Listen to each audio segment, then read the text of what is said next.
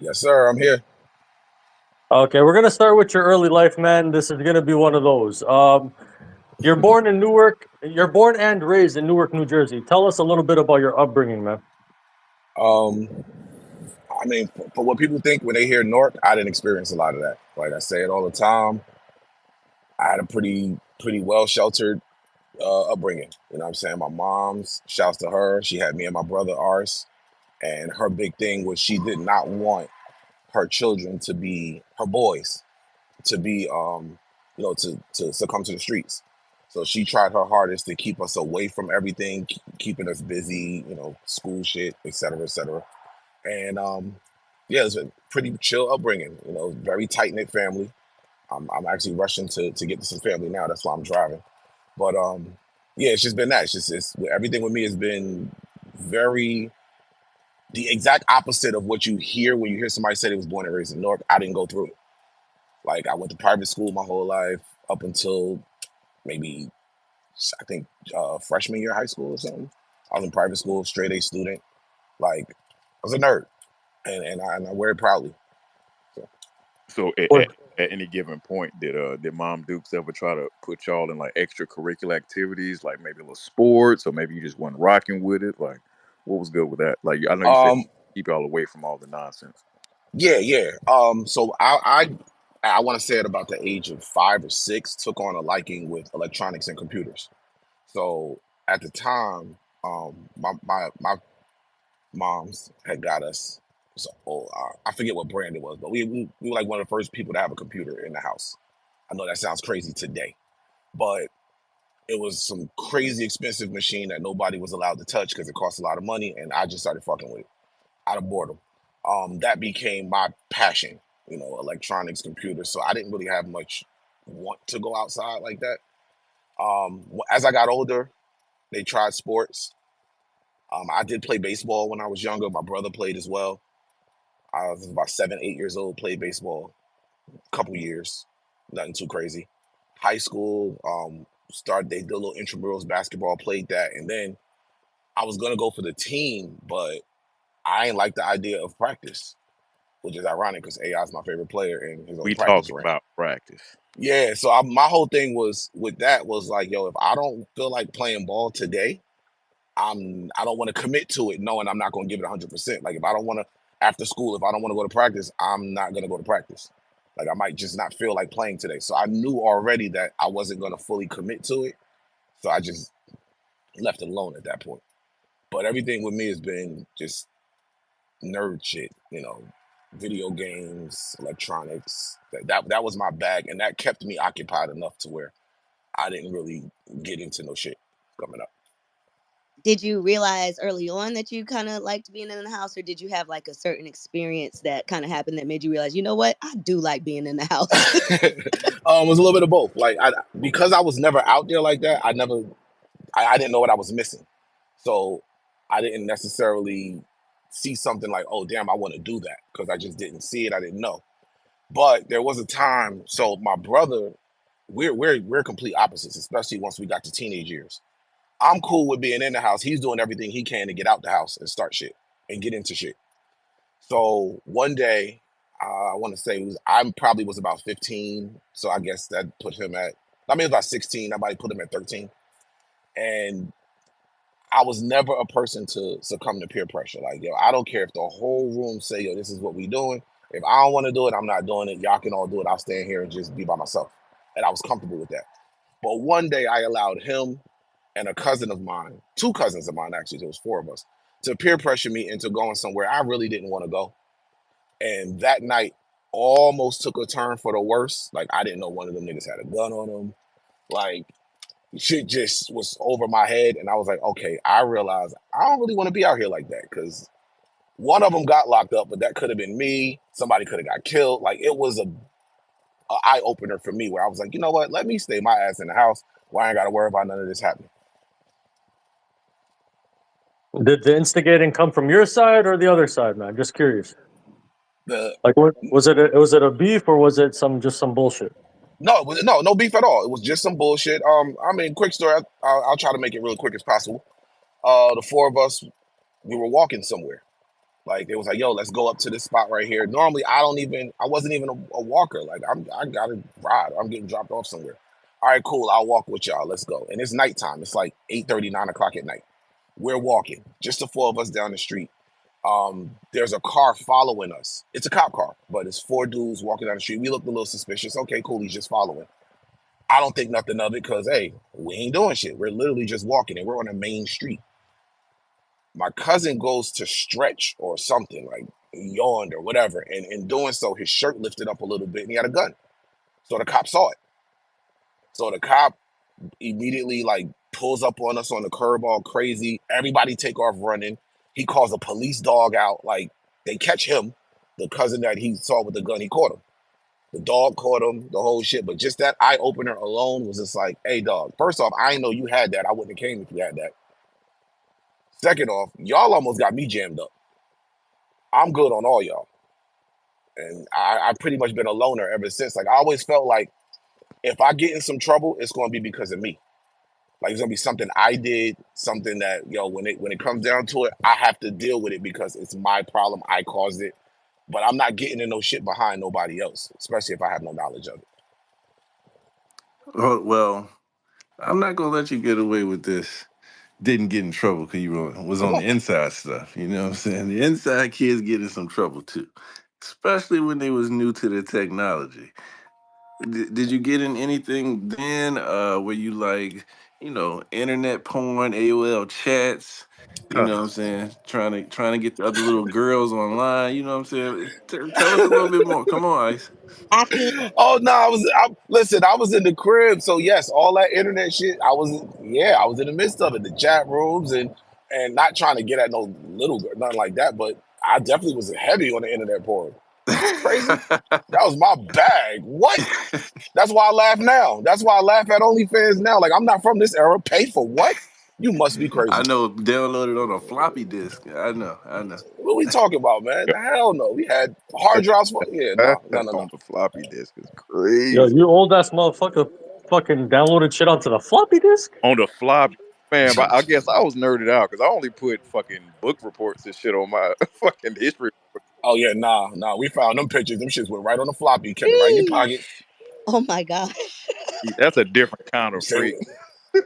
listen, man, get JPEG. by any means. By any means, we was gonna get these American super freak. All right then. things.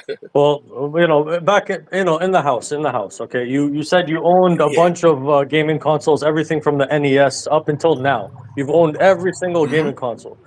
What was your favorite console, and what was the game of choice on the NES? And did your brothers fight over it?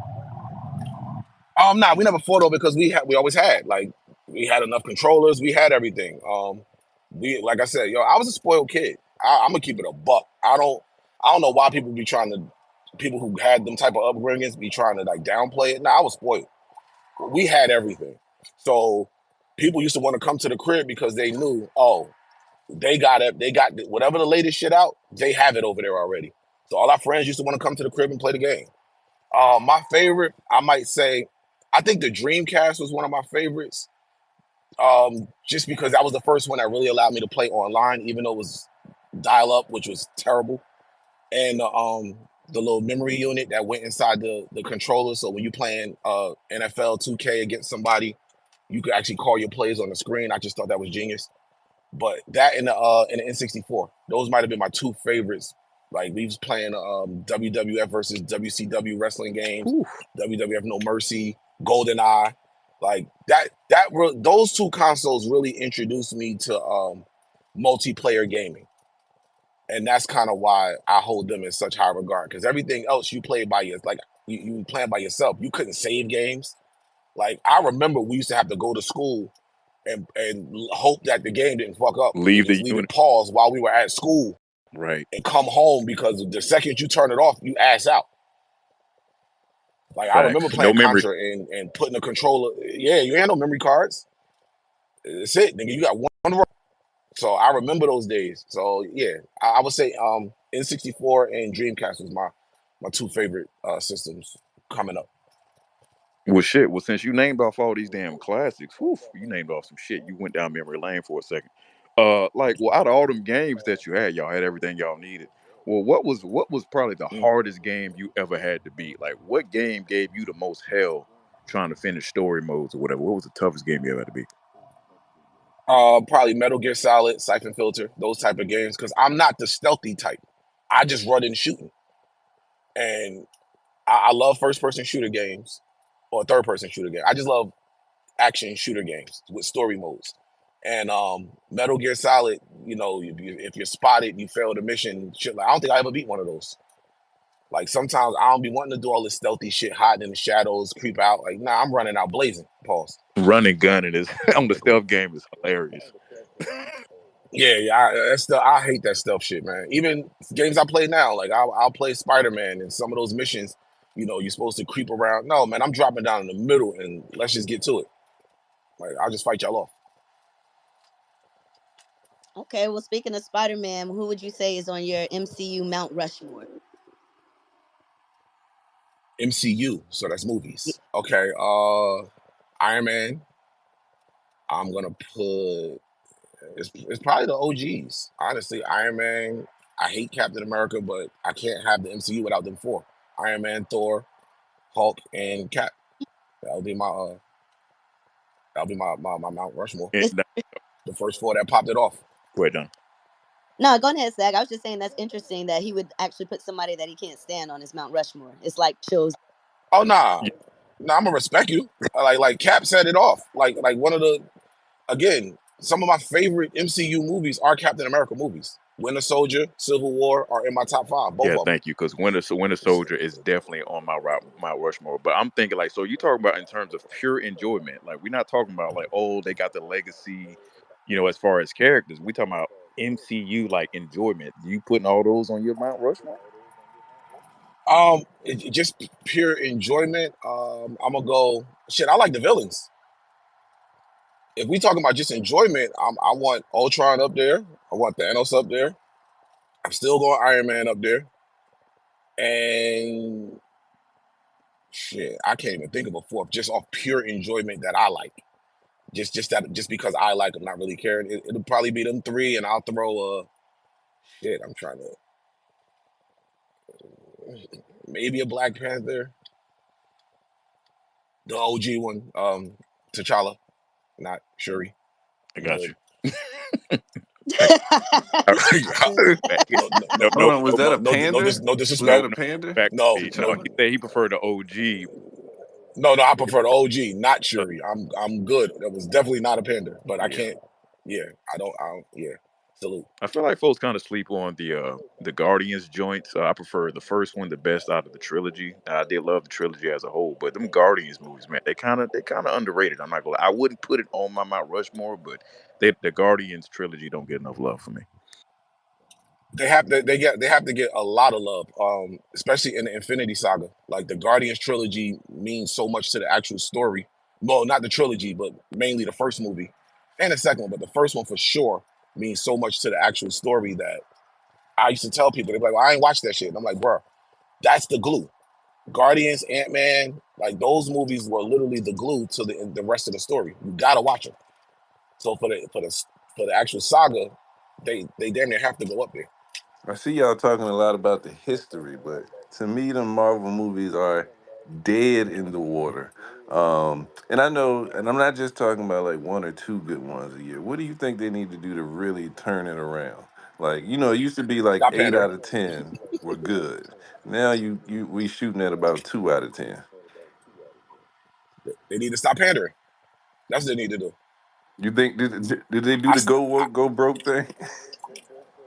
What I think, bro, I think Black Panther was the best and worst thing that happened to the MCU. The movie. Just the movie. Everything When that surrounding it, happened, or what? no, just that first movie, the way that black people embraced it, and it was like, oh shit, we got something here.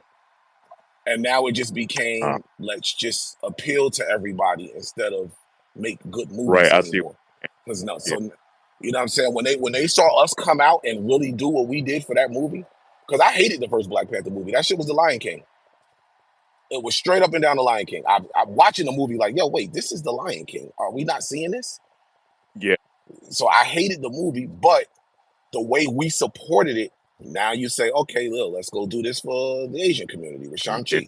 Let's go do this for the women now. Now they got pandering scenes and all of this shit. Like now, oh, we're gonna introduce certain type of characters and hearing it. Like now y'all are just playing the woke game, and y'all are more so concerned with hitting Certain demographics. getting support. Yeah, that's it. That's it. We don't care about making a good movie So anymore. you didn't like the Marvels? No, Wow. I, I, I no, I personally have didn't. yet to see the Marvels, but he did make a good point about What about the the first one? Shang-Chi joint, because the Shang-Chi joint was actually a very underrated joint as well. That was a very good MCU movie as well. Amazing movie. Definitely a good movie. I don't know. I'm kind of like, I liked WandaVision. I liked the, what was it, Miss Marvel, her little thing, how they introduced it, and I really like how they're kind of tying in the Marvel. So I kind of did like it. I don't know, maybe it is because I'm a girl, but I didn't think it was a bad movie at all. And like once it got on Disney Plus, it had a way better. I just think a lot of people had their blinders up for it, already feeling like it's too woke, so I don't even want to give it a chance. Oh, well, see, okay. Me personally, I'm giving everything Marvel puts out a chance. I'm too invested at this point. So even if it's some shit that I really don't care about the story, Moon Knight, shit like that. Like I'm still gonna watch it day one. I'm gonna watch it every episode. I'm gonna give it a fair shot. The Marvels movie wasn't it wasn't the worst. It was just a cool movie though. Like it didn't do anything for me. But I see what the real point of putting this movie out and doing it the way they did. Because they could have did Captain Marvel too and just kept it that way. No, you introduced the young Indian American character in Miss Marvel. And I think, by the way, you mentioned WandaVision and all of that. I think after Endgame, that was their other mistake when they rushed to start putting out these shows on Disney Plus. Now I get it. This is a subscriber game.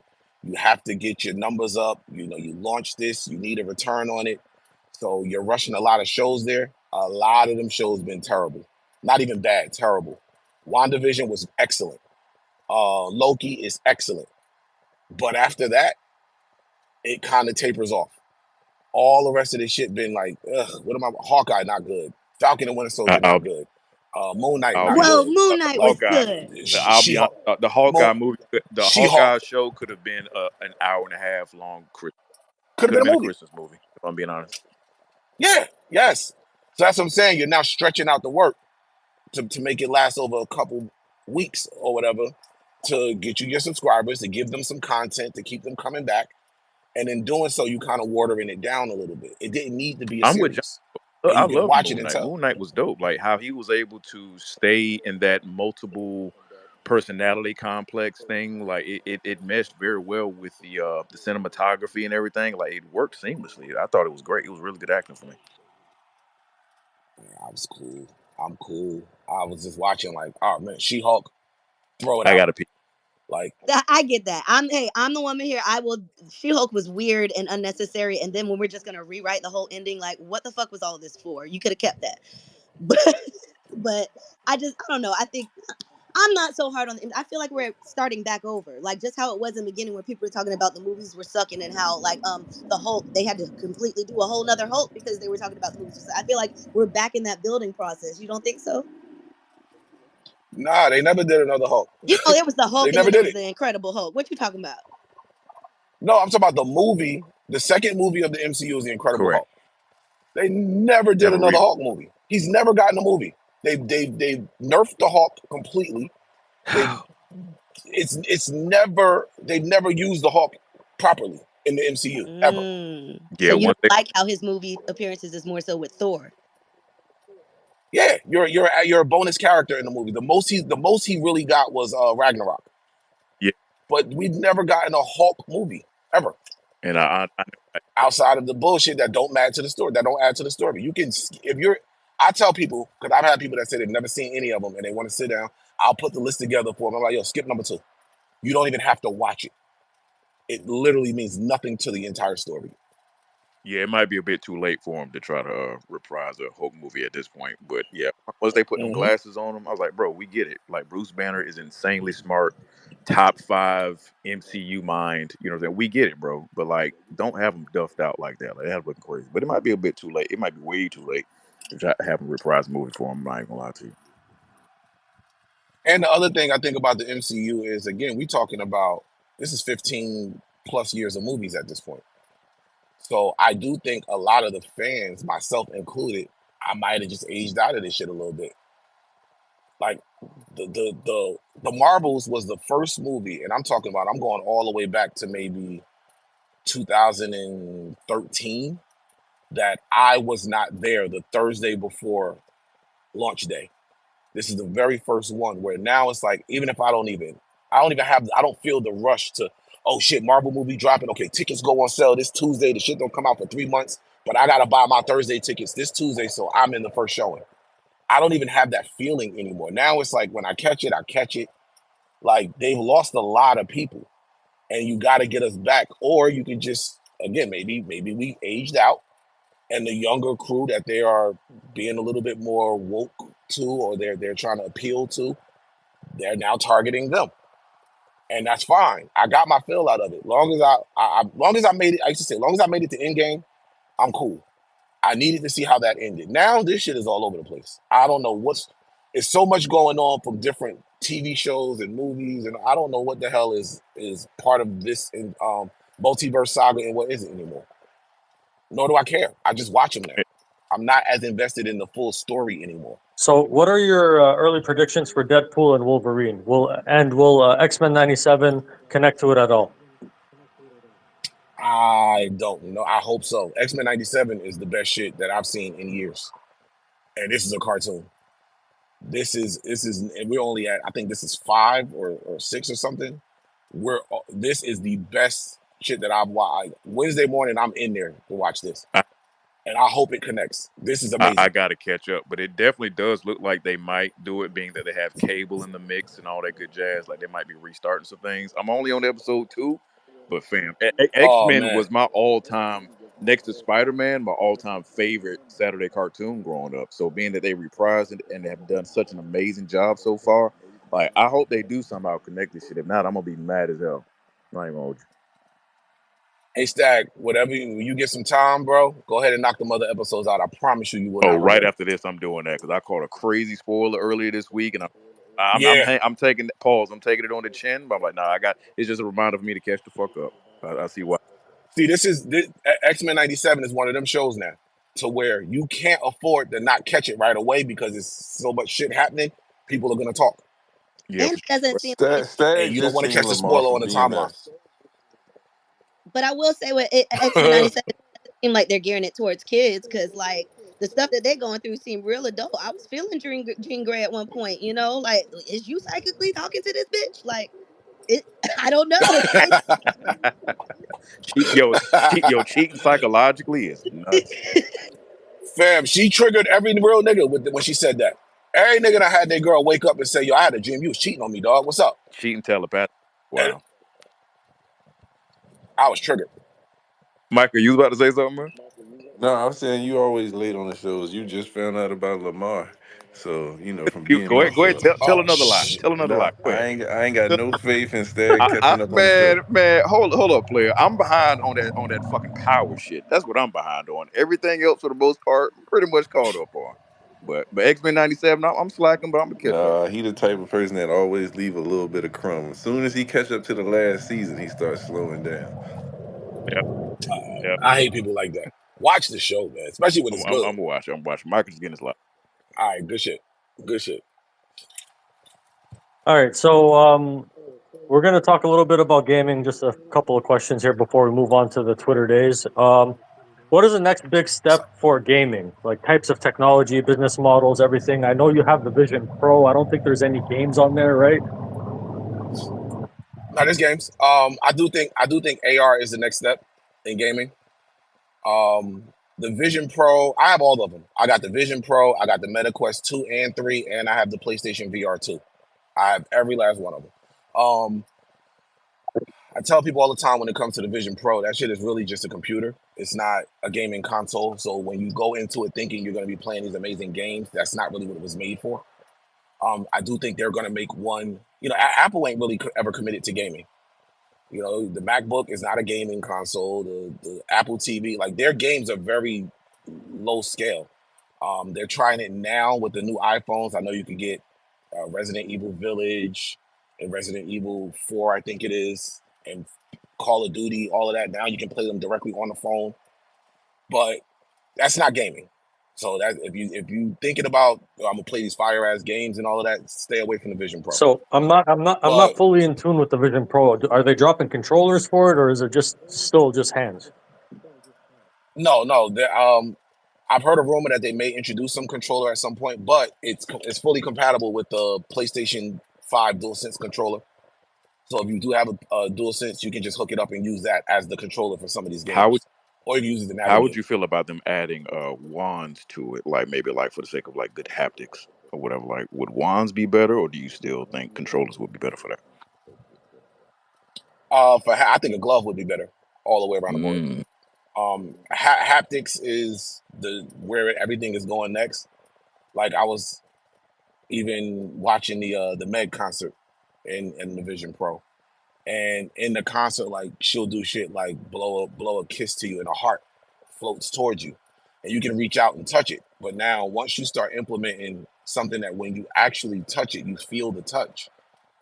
That's that connection that's gonna now bring real world into virtual Oh, world. Micah. Because now everything.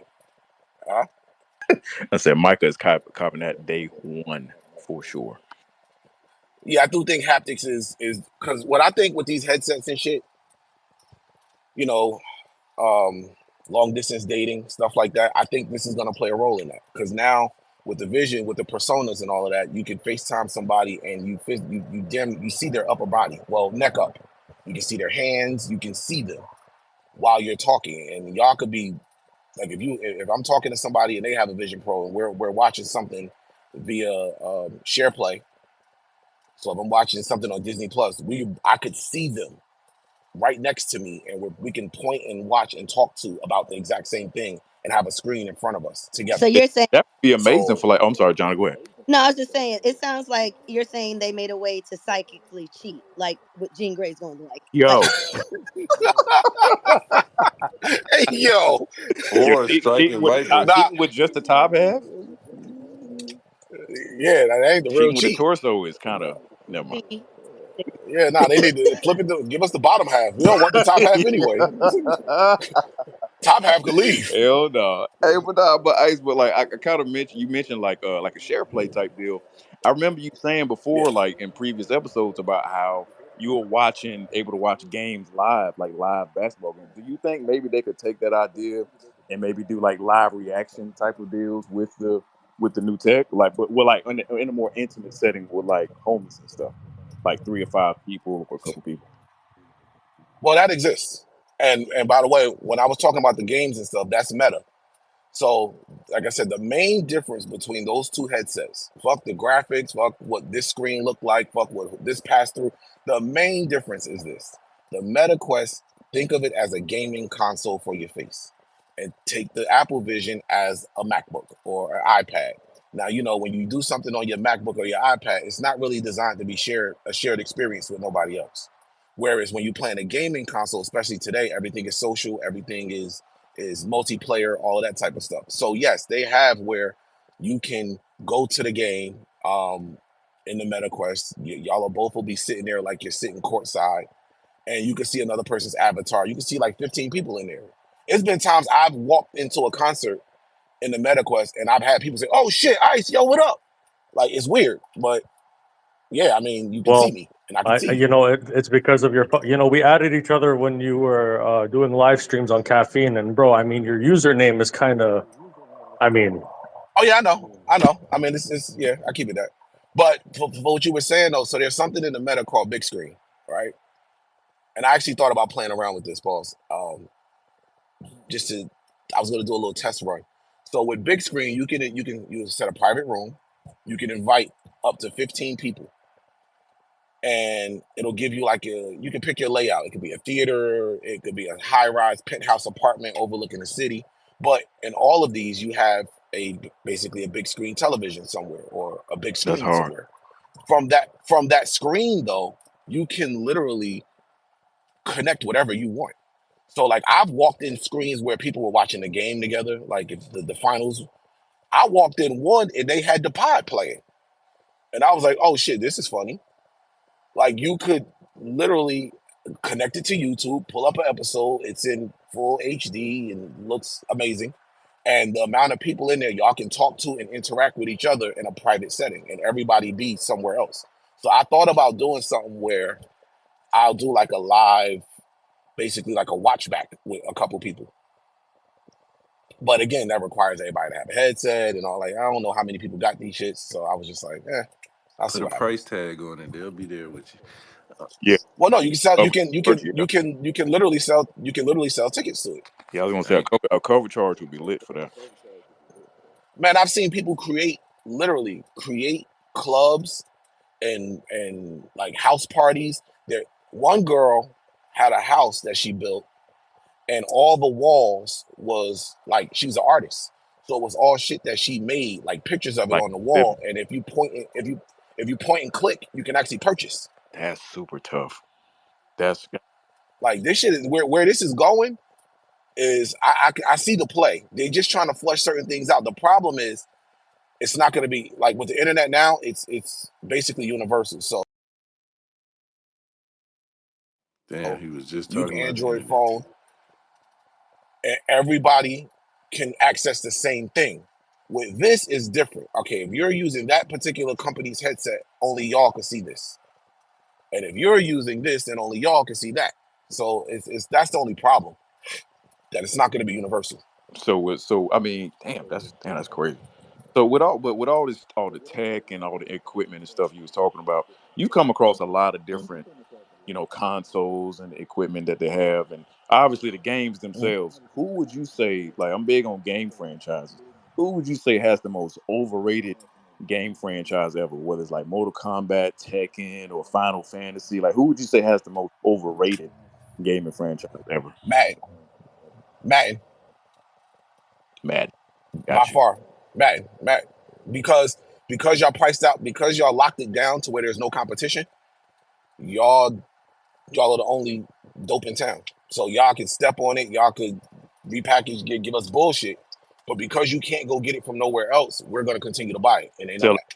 They locked down that exclusive it. license, and there's nothing anybody can do about it. So you can't make simulation football. You can make arcade style football, but that's not what we want. The So Madden is the bullshit. biggest gripe I've seen with Madden is that, like, over the last 10 years, like, a lot of folks are saying, oh, Madden keep giving us the same game. They keep giving us the same game. And kind of inclined to believe that, because I'm seeing it's like certain features, like, doesn't really seem all that new compared to most the stuff that they do add. And they have kind of they pretty much monopolized it. I mean, the NCAA football game is coming out soon, so hopefully they can kind of offset some of that bullshit, but we'll see what happens. What Madden has basically tricked people into doing is paying a subscription. You're just paying $70 a year for updated rosters. That's what they're doing. You subscribe to Madden. You, every year that you pay, you buy the same game, but you just have the updated rosters. He was traded here, he was drafted, new coach over here. The game is the same. And it's just a blind subscription that you don't realize. Like, every year I say, yo, I'm not buying this shit no more. I'm done. And you know what happened in August? I want to play the current shit. I want to have Russell Wilson on the Steelers. And everybody ain't about to sit there and go and do all the roster updates and change all of that. So they just go buy the game. Yeah, that's what I used. But I'm playing the same game it was last year. Yeah, I used to do that back in the PS2 days. I used to just switch around the shit. Well, back when Poor was pouring. Yeah, I used to just switch the name of myself and shit, make creative players. But now they just want you to just copyright on the roster. It would just be too much names thrown around and moved around. So before we That's it. get into the Twitter days, I want to ask, what were your other social media platforms? Were you big on MySpace? Were you even as a personality or as just interested? Did you like Facebook? Where were you at before you kind of made your home Twitter? I Black Planet, Mi Gente, for sure. We didn't, but it wasn't like Yeah, well, so we was doing, it was fishing. Yeah. yeah. You know, that shit was like a menu. But and MySpace, same thing. MySpace was, niggas having some different type of fun over there. Did you Twitter, build your what? personality through, or how did you learn? I guess how to move your real life personality onto the internet and stuff like that. Nah, I was the exact opposite. I again, when the internet when I started getting really active on the internet, I started to realize how many people are there, and just I wanted to keep my real life far away from this shit. I didn't like. I'm like, nah, this is weird to me. Like a complete stranger. These are strangers, and I'm just watching the interaction. Like even some of the things people I met, and especially in the MySpace and Black Planet days, like yo, you was kind of wild. You pulling up to a stranger's crib. You don't know this girl, but once I think it was like '08. I was tired of MySpace. Like it was just over. I never really fucked with Facebook like that.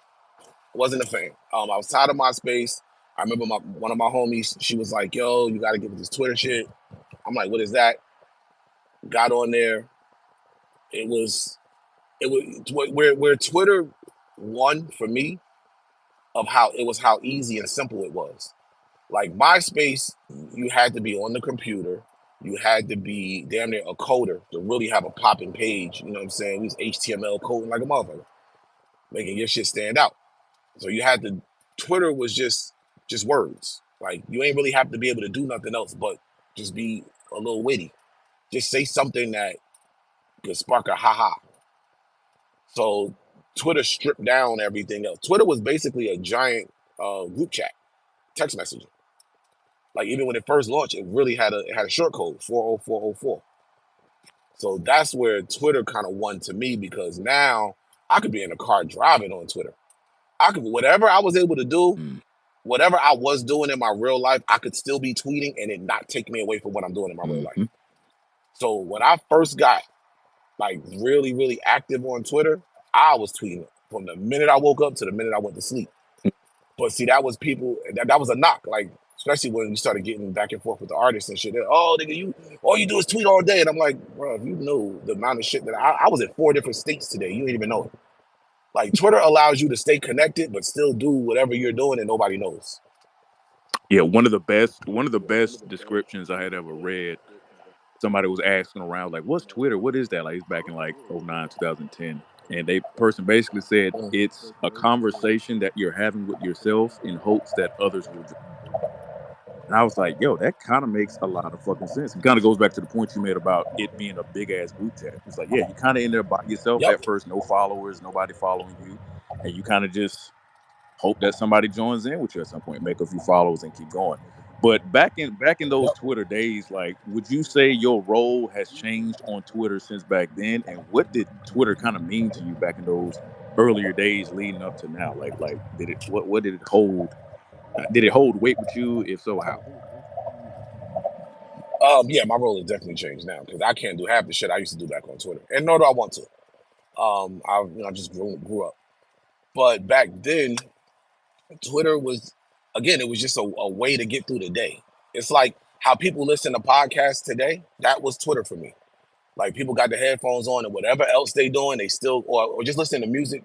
That was Twitter, but it wasn't just an active, real time conversation happening. So I could be, like I said, I could be in traffic. I'm firing off some tweets. I could see something that would spark a thought immediately, and rather than it just allowed, it was just an instant part of it.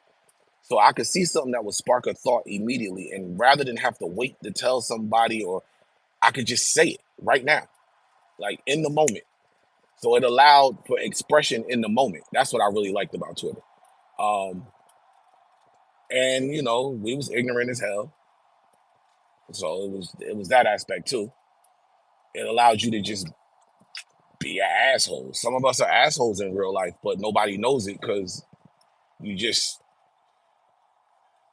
and if you go to work and say some of the shit that you say on Twitter, you can lose your job. You know what I'm saying? Now it felt like, all right, the shit I really wanted to tell y'all, I could tell y'all, and nothing it can't affect real life until it started affecting real life. Then people had to shut the fuck up. Well, I just want to ask, like, did you get the name officially Ice on Twitter, or was it like before that, or how'd you get the name? Nah, the name, my nickname was Ice. That came from, actually, it was a clothing line, Iceberg, and that I was going to private school. So in private school, you were in uniforms, but every dress down day we had, I was in Iceberg head to toe. That was my shit. So it was just a nickname, just Iceberg. Then Ice was short for that. And then there was so many people saying the real this, the real that, the only that, like in their names. I just didn't want to do that. So when I'm creating my Twitter name, I got a name before that, but when I was creating this name, I was just like, damn, I don't want to look like everybody else and be the real, the only, the all of that. So I was just like, you know what? Official Ice didn't look right because it's LL capital I, so that looks crazy. So I just made it officially. So I could throw the Y in there to break it up, and it just stuck. Hold on, what was your name before? Nah, we cool. They're gonna find it anyway. No, I'll tell you what my name was. Well, hold on. I had a name before that. There was a second name. At the time, I was doing a little bit of promo work with a rapper, and then he got locked up. So it was free him, and that was what the name was at that particular moment. And he got bagged, whatever, and never, that just nothing ever came from that. But then I was like, all right, well, let me. I don't want to say rebrand, but if that's dead, let me just. I got to pick another name at this point, and it became the first name. I ain't never telling nobody. No, y'all man, ain't gonna find it. I don't went, and that shit don't exist. No, I nuked that one. You find that one, you a bad motherfucker. But that one is gone. But and then like I said, the other one was because it was the rapper I was doing the promo stuff with, and then went to Officially Ice, and it just stayed. So were you like people be like, yo, you still got your original page? Yes. Heathens. were you hold on, you still got that first page too? No, what I'm saying is I just changed the names. Okay. Like I've never deleted. This is the same Twitter page that I've created back in 2009 or whatever, February 2009. This is that page. Okay. I just changed the name. No, hold on. Now you said you were doing promo work then. Were you street team then? What were you doing when all So this that was started going on? from that it was the early versions of online marketing. So it was more MySpace back then. It was a lot of, again, there was overlap when I was doing both Twitter, MySpace. So it was online marketing with, trying to get their songs out there, trying to get them moving a certain way. How did you meet them though? Mutual friend, actually. I was, how did their publicist was a homie of mine. And we started talking, and yo, he need this right here. You moving around out here. She knew me. Yo, you're a nerd. You can help with that. Cool, let's get it. And we just started running that way. Can you say it's all just who you know? All of that shit is always who you know. Can you say who's the most notable artist that you promoted? Like paid to promote or just promoted? Either way, do both. Paid. I mean, outside of the homies, of course. Probably Kevin Gates. Mm. Oh wow. Okay.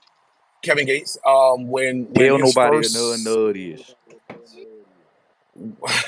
when his first, I think the record was Satellites.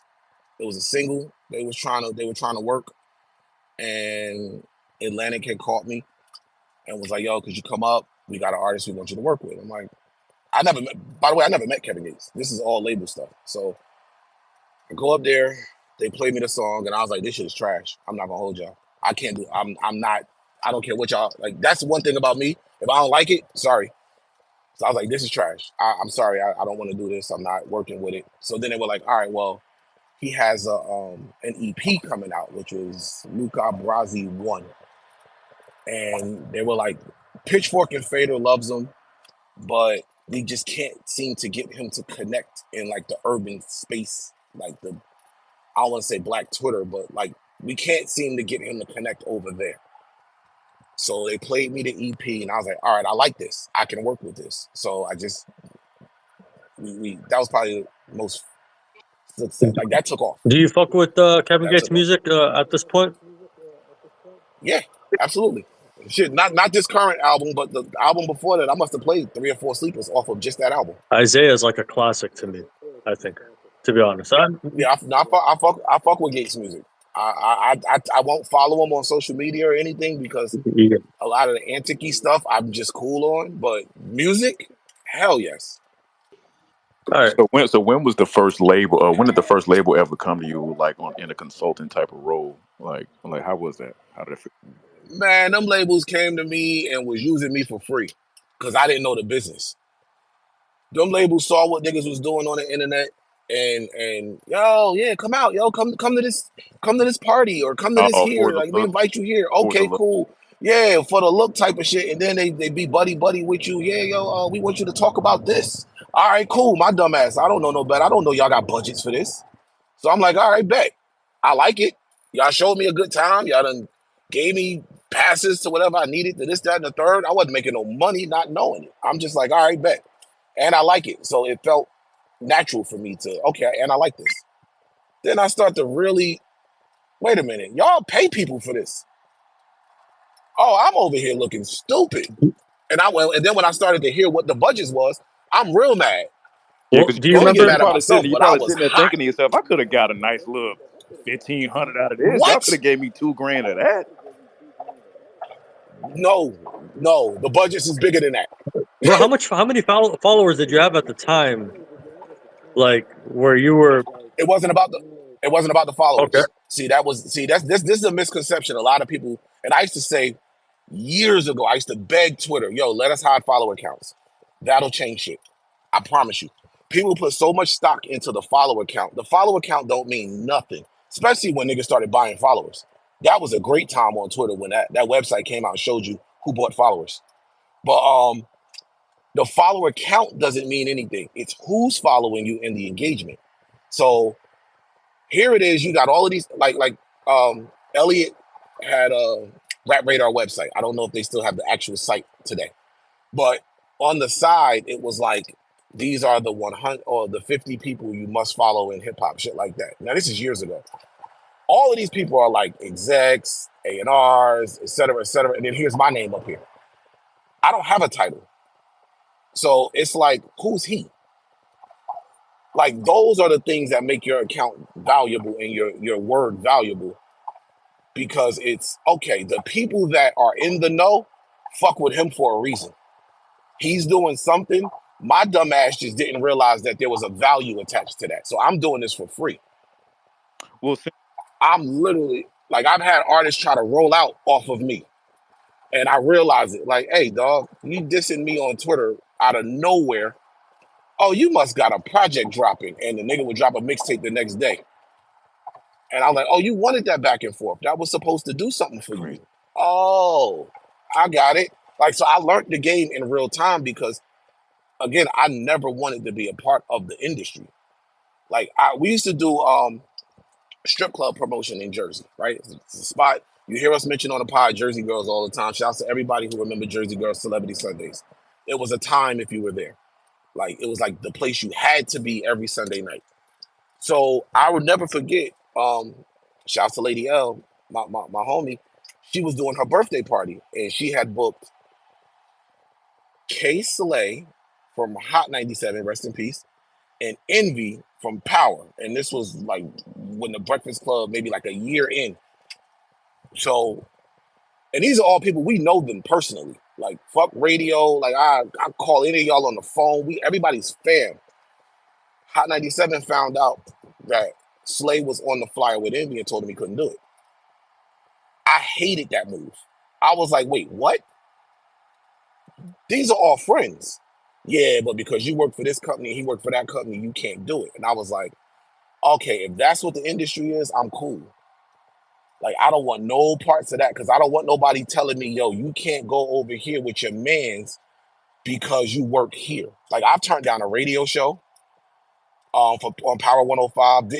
He was like, yo, I just want to do a couple test episodes. Let's see what happens. It was supposed to be like a midnight type of show, like one of the late slots. And I said, no, thank you. I don't even want to try it because if I work for y'all are not about to tell me, yo, you can't diss Ross album because Ross is on Atlantic and Atlantic pay the bills here. Like, if I'm gonna do it, I gotta be able to be me. Hang out with who I want to hang out with, say what I want to say. And it was just too much control. I started to see how fake all the shit was behind the scenes, and I was just like, nah, I'm cool. So I never wanted no parts of the industry. Well, So I never tried to get any type of in there. Well, needless to say, I was going to ask, but never mind. I was going to ask if you ever, since so many labels have reached out to you before in the past, in a consultant type of role unofficially, had you ever thought about actually working for and or with the labels? But after that story, that's a big hell no. Yeah, I mean, I would, but shit, nowadays the money ain't there no more anyway. All these labels firing everybody. Ain't nobody trying to do none of that today. Like now it's all about how much money can we not spend. So now they want to look for the people that was doing what I used to do. They'll find that all day. People that's just happy to be in a room, happy to be sitting face to face. Like they just happy. That's payment enough. That's what Vince Staples was talking about, where he said, they'll pay you with the look. I don't want the look. I've done enough for the look in the past. Now, granted, I have made some amazing relationships from it that are like, I'm talking about real friends. Like some of these niggas, if I was getting married tomorrow, I'm like they there. So a couple of these niggas would be groomsmen, like friends. So it's like I'm thankful for that, but I just learned so much in the process, and I know the way it worked now. I would never. Well, I would have to do it a different way. I wouldn't do it directly through a label or nothing like that. I would do something totally different. Yeah, because it appears to me that a lot of these labels and executives are getting the mindset to where, okay, how can we be more fiscally responsible with this payroll? And unfortunately, payroll is a huge chunk of that bill. So they definitely left Yes, and it right. is. And so what they do is, again, you like I just said, you go and find a person who he don't know no better. You know what I'm saying? He'll come in and do it for shorts. Yo, we'll pay you $250 to do this. Oh, word? He don't know. He don't know that's a 5-figure job he's doing. He has no idea. So you know what? He happy with that $250. Cool, I'll take it. Has no clue. So is that. So Not me. you talked about promoting artists and stuff like that, kind of working with the labels. What about the Nipsey situation? When he gave you the tape, I know you've told this story a couple of times, but were you the only person that he gave that tape to, and why? Like, what did that mean to you?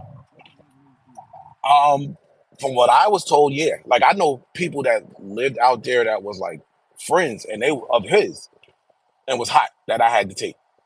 But again, and this is all due respect, this is Nip realizing, this dude has a voice.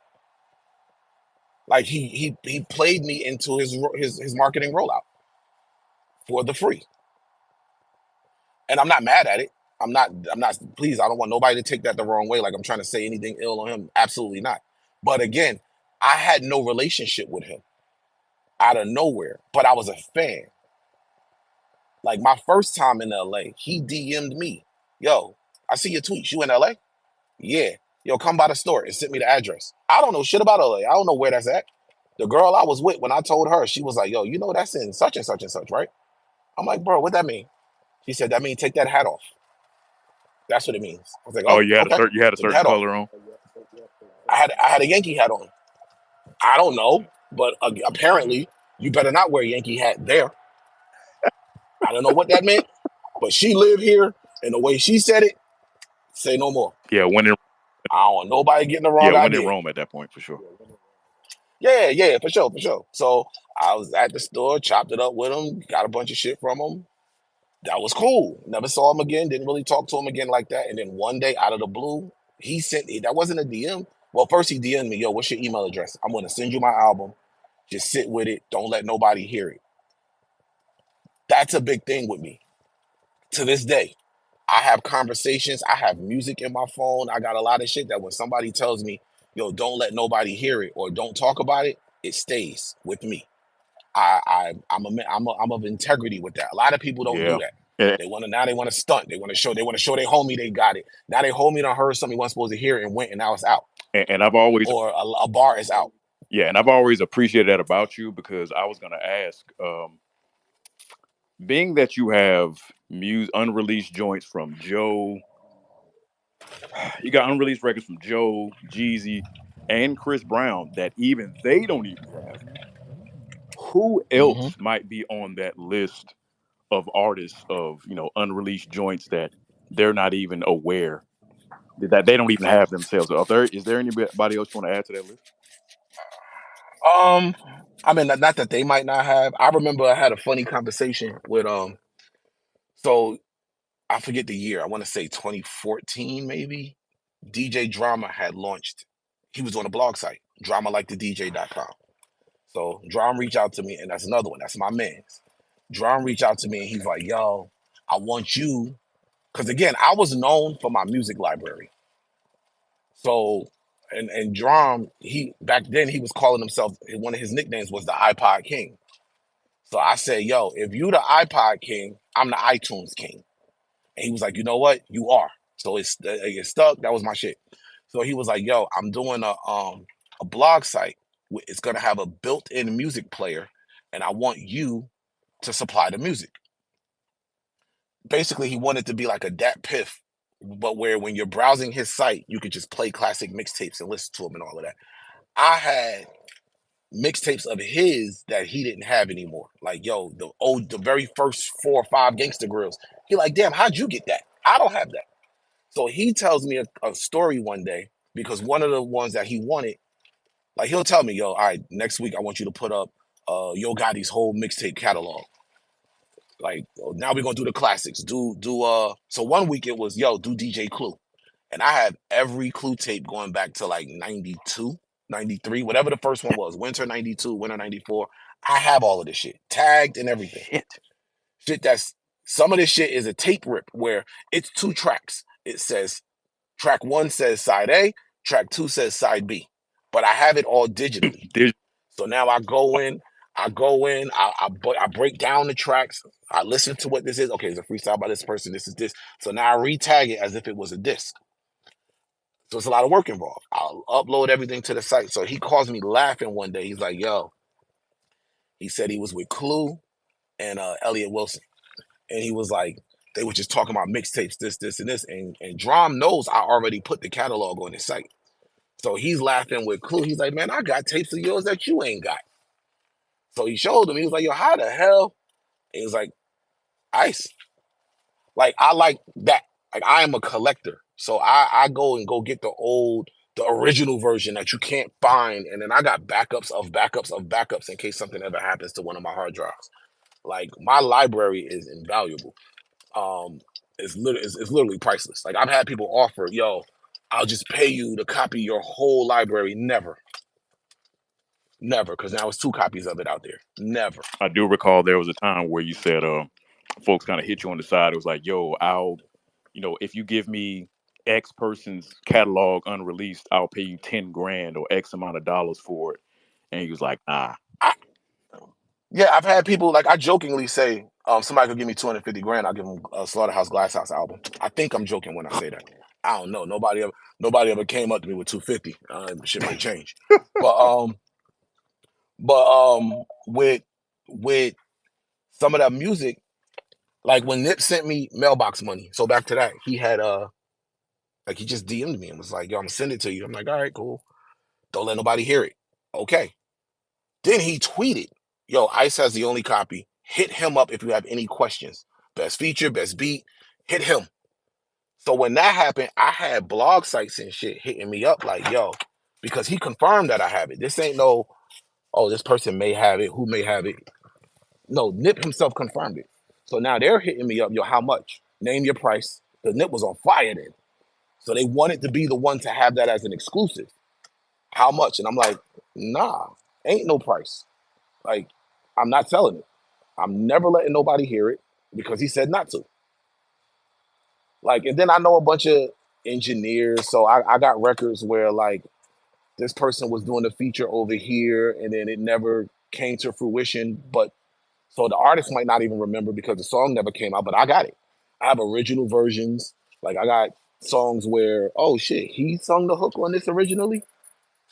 Like, those type So of you records. being Oh shit, they got a song together, but I would never give none of so that out. you being solid on that front just worked out for you long term, pretty much, because you could have sold like some of the shit that you had, and then nobody would have trusted you after that, right? Exactly. And now, even to this day, when I get phone conversations about stuff, and I hear, yo, this is this, and yo, here's that. Now, people, because they already know that about me, are very comfortable sending me music, giving me a record, you know, calling me to the studio. Like now, it's cool. Like I remember one day, and I had never, no, I did meet him once before that. I forgot. I hosted one of his shows, but Freddie Gibbs hit me and was like, "Wait, yo, I'm gonna send you this record. Don't put it out, but I'm just gonna send it to you." And it was a diss track that him and Jeezy did to Ross.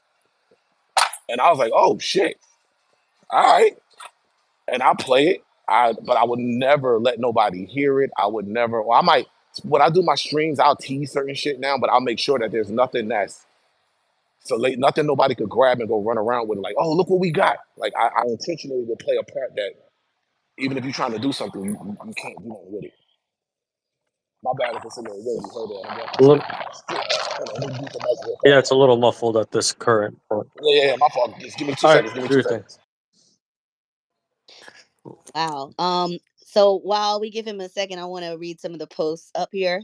Somebody said they did not realize, Lucky Lano didn't realize Ice is so industry. I just thought he was an influential Twitter troll. Ugh, say that 3 times fast. But yeah, I'm kind of getting that same vibe too. Like, damn, I'm kind of wondering why him and Park seem like they should be doing some technological shit together.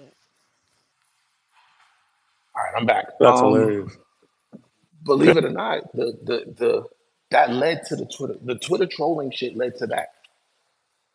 Yeah, I could Like never it was tell. they went hand in Yeah, I hand. can never tell whether back then you were like officially a troll, where you really couldn't tell if it was a part of a rollout where you were just being honest about your takes.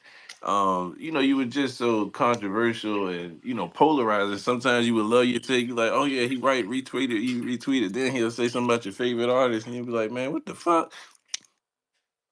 But see, looking back on it though, I honestly believe that it was the fact that like once people like over time, like once you realize what artists Ice may or may not love, I believe that is what kind of led the labels to come to him, kind of like, okay, hey, you keep it a bean, you keep it honest, unfiltered, because I would imagine a lot of them label execs and A&Rs or whoever the hell, talent scouts, they're surrounded by yes men a lot.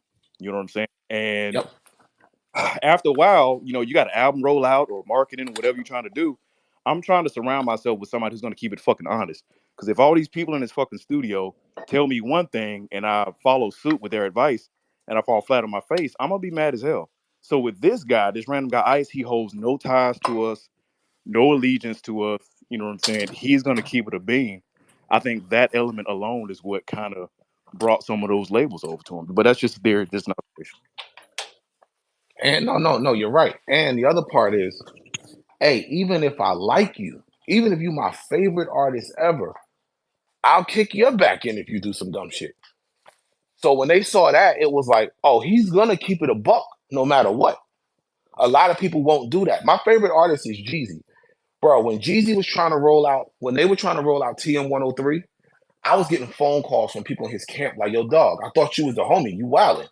No, y'all are wildin' doing this dumb shit. Stop. I'm gonna call y'all out on it just like I would call anybody else out on it. That Is TM So 103 when people rollout start was this, tough. It was a lot of starts and it, stops with that one. bro, but again, y'all are lying. That's why. That's why it was that tough. Y'all are lying. Y'all did not have a date. Y'all kept saying you had a date because you're trying to force the label. Like the moves y'all was trying to make. If for somebody who can just sit back and observe and watch, it's kind of clear. So I ain't have no inside information. I could just call it. You're writing a handwritten track list. Your album is not done, but you're trying to do these things to tell people that the album is coming. But I know, especially as a fan that watches your moves and stuff, this album ain't ready and it's not coming yet. Stop playing with me. Stop pissing on me and telling me it's raining. Basically, was what I would do. Like I know better. So some people that might work for them because they don't know better. They don't know how this works. I do. I've seen this quite a few times. The way y'all are moving, you're lying. You don't have to lie to me. So I took, yeah, I'm gonna call you out on it. Same thing when in artists I don't like. If they do something that's fire to me, I'm gonna call out about it. So when people start to see that, it's like, well, one thing is he gonna keep it a buck no matter what. Whether you his favorite, whether he hates you. People swore I hated West Side Gun. But when I get to praising his album, then they like, oh, we fuck with you. But if I turn back around again and say, never mind, I don't like that, now I'm a hater again. That's why I get so mad, even now with all of this current stuff that's going on. They can't tell if I. Oh, God damn it. Did he cut out? Yeah, he did. I think the Matrix got him. Yo, Ice, you there? Check. Maybe he's walking. Damn it. Needs a moment. Definitely needs a moment. Since he's talking about all this shit, I wanted to ask him about, Cole and Pusha dissing him on tracks, his That's issues what I with was me. just about to ask him about. Yeah. Go for it. That's like, Yeah, Go for it. Same page. One of y'all take the lead. Go ahead. Yeah. When he reconnects, he'll go ahead, Juicy, and ask him. yeah, it's a lot of. This is interesting. I didn't know. Did you guys know this much about Ice? Yeah. Oh, it's just me. Okay. More or less. My bad. But Are you there? No, that's why we here. That's the point of a Q&A. Am I good now? Can you hear me? Yeah. Okay, I don't know what the hell happened, but okay. Go ahead. I'm was my speaking fault. too much truth. They had to stop the power. They were not having that. Right, go ahead, black man. I don't even know where it cut out at, which I heard. So we can keep something it going. about your opinion of what's happening, even with what's happening now. Like people think that you're trolling or not telling. Oh yeah. Okay, so like, I wasn't trying to get into that topic. I know that is a topic I got, but even with that, like people going back and forth, me, oh, you a dick rider, or yo, you're a hater. I'm sitting back laughing because I'm not invested in this. I'm just calling it like I see it. Certain things that this person say is going to be funny and truthful. Certain things that this person say is going to be some bullshit, and I'm gonna point out both sides and laugh. Don't mean that don't mean that I'm hating or dick riding. It's just I'm gonna call it like I see it, straight down the middle. I don't have a dog in the fight. I just want to see the fight. Okay, how many people did you average blocking a day? I really didn't block that many people. I started blocking probably the pod. Like I have one rapper blocked. Still to this day, I only have one. I keep thinking about unblocking him, but then I just don't like that. That shit was corny to me, so he stays blocked. And I don't have beef with him or nothing, but I have one rapper. But my block list really be kind of low. Like I know some people that got block lists in the 5 figures. Like mine ain't that high, but I will like what I'll block you for is complaining to me about my timeline. Like somebody just did that today. Somebody was like, yo, you the most annoying person I'm tired of seeing. I said, oh, well, hold on. Let me help you out. If I'm annoying and you don't like to see me, we can fix this right now. You do not have to see me. I think I remember that tweet too, and I love the approach and the response. Because like, yeah, it's cool. Even though you could have done it your fucking self. Yeah, let me help you. Here's my good deed for the fucking day. Let me help exactly. I don't want to annoy you. I don't want to mess your day up. So if you're having such a bad day because you're viewing my tweets, I can make it so you can never view them again. And here we go. You're welcome. Like nigga, your thumbs work. Do it your fucking anyway. Yeah. That sounds a lot like your Twitter persona is a lot like your regular persona. Because even the last pod when you were like, oh well, he was already dead to me once we like stopped talking. So no, I ain't going to no funeral. Like you seem real cut and dry with shit like that. Yeah, like oh, okay, cool. Let me get you up out of here. And see with the third party app shit, we're back with Twitter used to have those. It was totally different. Like now, I don't really like this too tough because once Elon switched it all over and he killed the third party apps, it kind of changed the Twitter experience for me. But when I used to have tweet logics, I had a whole little process I would go through when I block you. It took me all of about 8 seconds. But once you mute somebody's name as a keyword, like now, if I block one of y'all and then somebody sends me your tweet, it'll pop up. It'll just show me that you're blocked, but I can still see it and all of that. So I can still see that you said something. So being that you're a huge, you're one of the many Black Twitter pioneers. All of us remember Black Twitter, the OG days back in 09 to basically 2014. What was your favorite Black Twitter moment? Like, there's a lot, but what's the first one that comes to mind? What was your favorite Black Twitter moment? My favorite moment was probably the nigga Navy. That was amazing. Yes. That was a classic night. I don't remember. I laughed like Twitter showed they ass that night. But then it was this random roastings. Like like there was a kid, Tyler or something. I forget his name, but he just called himself stunting, and he posted a picture. He had some money in one hand, a lighter in the other hand. And this was back when people realized, yo, whenever you post a picture, you need to analyze every detail of your picture because somebody's gonna see something in the background, and that's your ass. And it was the dude was young, like dude that posted, he was a kid, must have been like 16, 17. But in the background, this older white dude, shirtless, laying in the bed. And it was like, yo, fam, they lit his ass up, pause. Like those moments, it was where somebody would post something trying to be funny, and then the entire timeline would just jump on your ass because of something you overlooked in your picture. Shit, some of my moments was great. Honestly, that Bow Wow shit was amazing. I don't care looking back. I pieced it up with dude. That shit was amazing to me. That was for he caught it for a couple days. I'd hate you for life. Yo, I'd hate you for life. Bro, it's like it's up eternally.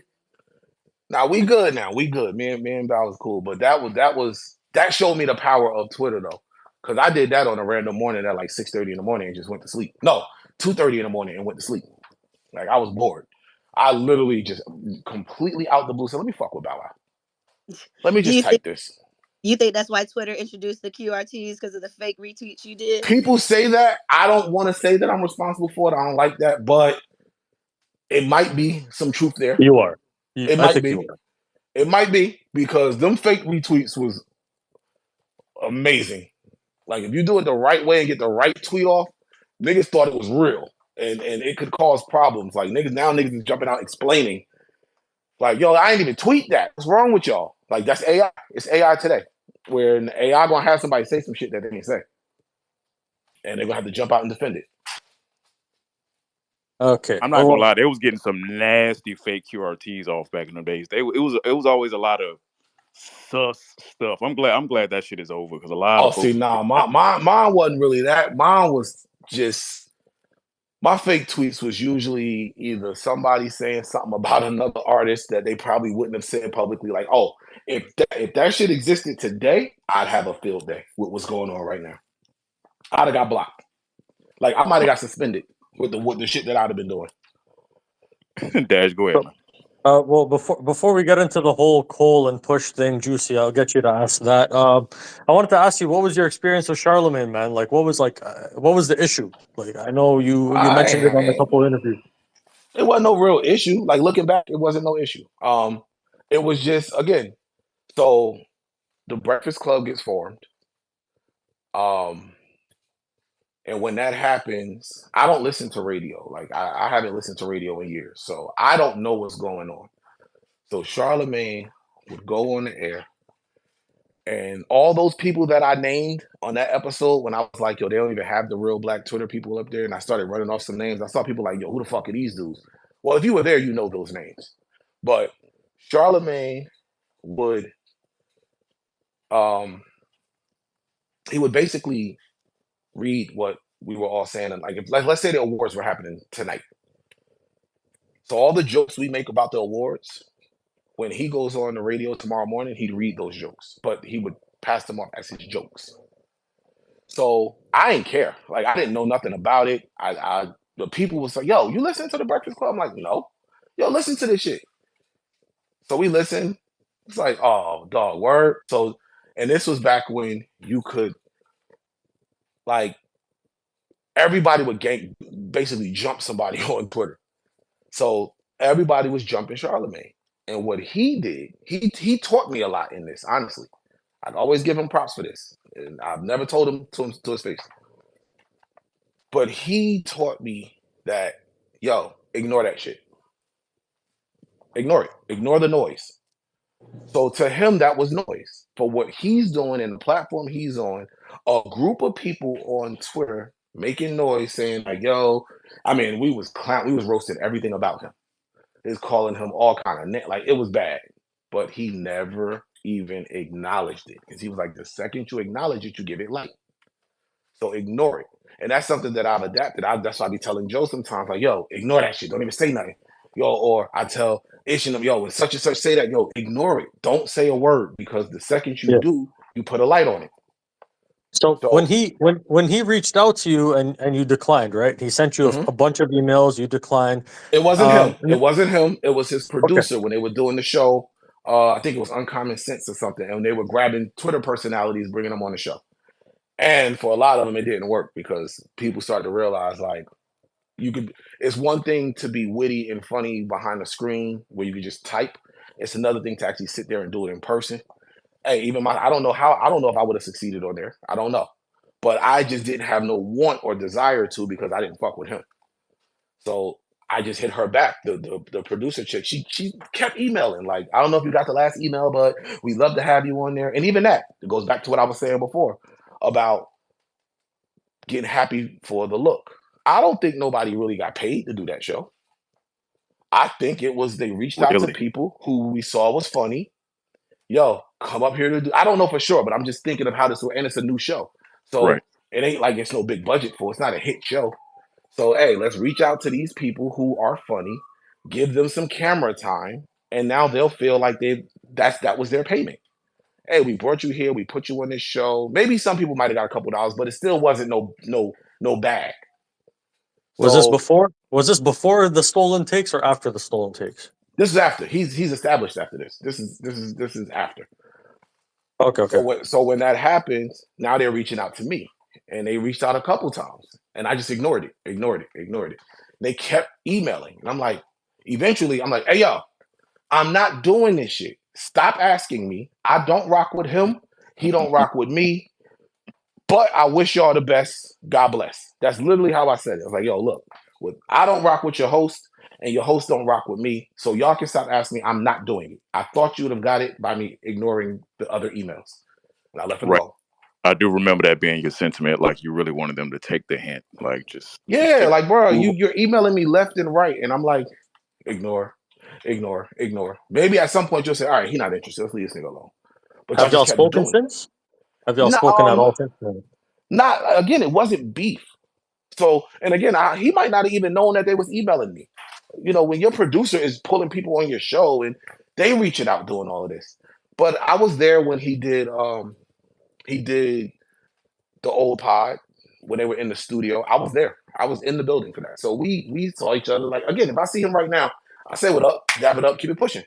That's not my man. I'm not his man, but I don't have a beef with you. I have no beef whatsoever. So it's not like, no, I don't fuck with that nigga. No, it's nothing of the sort. It was just at that time, I don't want to do nothing with you. I just didn't rock with you. And I know you didn't rock with me. So let's not even fake this. Like, you Yeah, don't it rock feels with me, I like don't rock with you. right. It feels like you live in a lie at that point. And for the sake of Yeah. what, like, you're not even sure if you're gonna get paid for the shit. That's my thing. Like, yeah, I'm pretty sure. I can't say definitely. I ain't seen nobody's deal that they or contract that they got to do it, but I just know how it works with a brand new show. If you did get something, it was extremely short. So being that you started a pod way back when, you know, Mhm. know it came and went for you. You kind of had to learn a lot of lessons in real time.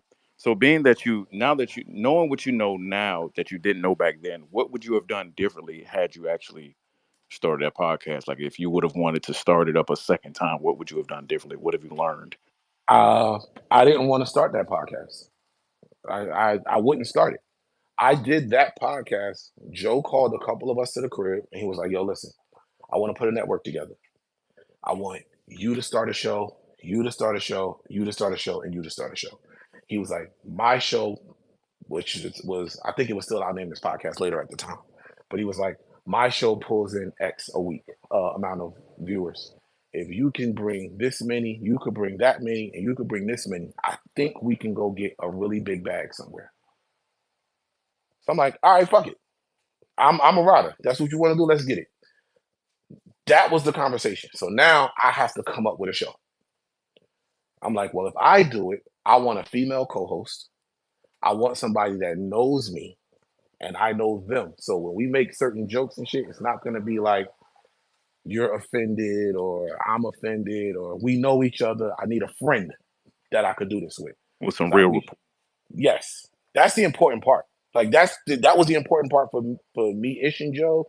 That's the important part of that's the glue. You need that. So I said, all right, cool. I'll go get my homegirl Beatrice. We do the show. We actually did our first maybe 3 episodes, 4 episodes, something like that. The same place that Joe and them were recording their show, which was a studio in Totowa at the time. Then they shut the studio down. That was when Joe and his pa moved over to Park's crib. So now we're trying to, I'm like, all right, cool. We'll just record at Park's crib. So it was a lot though. Now I have to pick her up. We both live in Jersey. I got to pick her up in the evenings when we get off work, drive to Queens, record, come back. Like it was a lot. I was doing all of the uploading myself, titling. We did a photo shoot for our cover, and I'm swapping out everything. I'm doing all of this myself. There was no staff. There was no video, and that was the other thing. Joe was like, "All right, cool," because I was getting the numbers when it first dropped. The numbers that he said get a week, we were getting them. But now he's like, "All right, now you got to incorporate video. This is how we move it to the next step. You got to get video." My thing was, I don't want to do video. I was like, "Oh, I ain't say nothing about no video. I don't want to be on no cameras." That wasn't my thing. Like I don't like cameras. Some people, when the camera come out, they turn into a character and they want all the screen time. I was always the opposite. Like, yo, you pull a camera out, I'm walking the other way. I don't want to be seen on that. So now I'm like, wait, now you want us to cut cameras on? I don't know. Yeah. Yeah, I think a lot of your takes in the past might have gotten you in trouble or some shit, like, you know, like online bullshit, not real trouble, but online bullshit. Well, actually, debatable. Nah. Some shit. There was some trouble looming with some of them. There was trouble looming. There was Yeah. niggas that was literally riding around certain areas looking to find me for a fact. I know it. We've had conversations since, so it's not smoke. Again, all that shit is old. But I remember I used to be in the club every single night. And one of my mans was like, yo, a van just pulled up while we was outside online and was like, yo, y'all know Ice? Yeah. He in there right now? Nah. And they pulled off.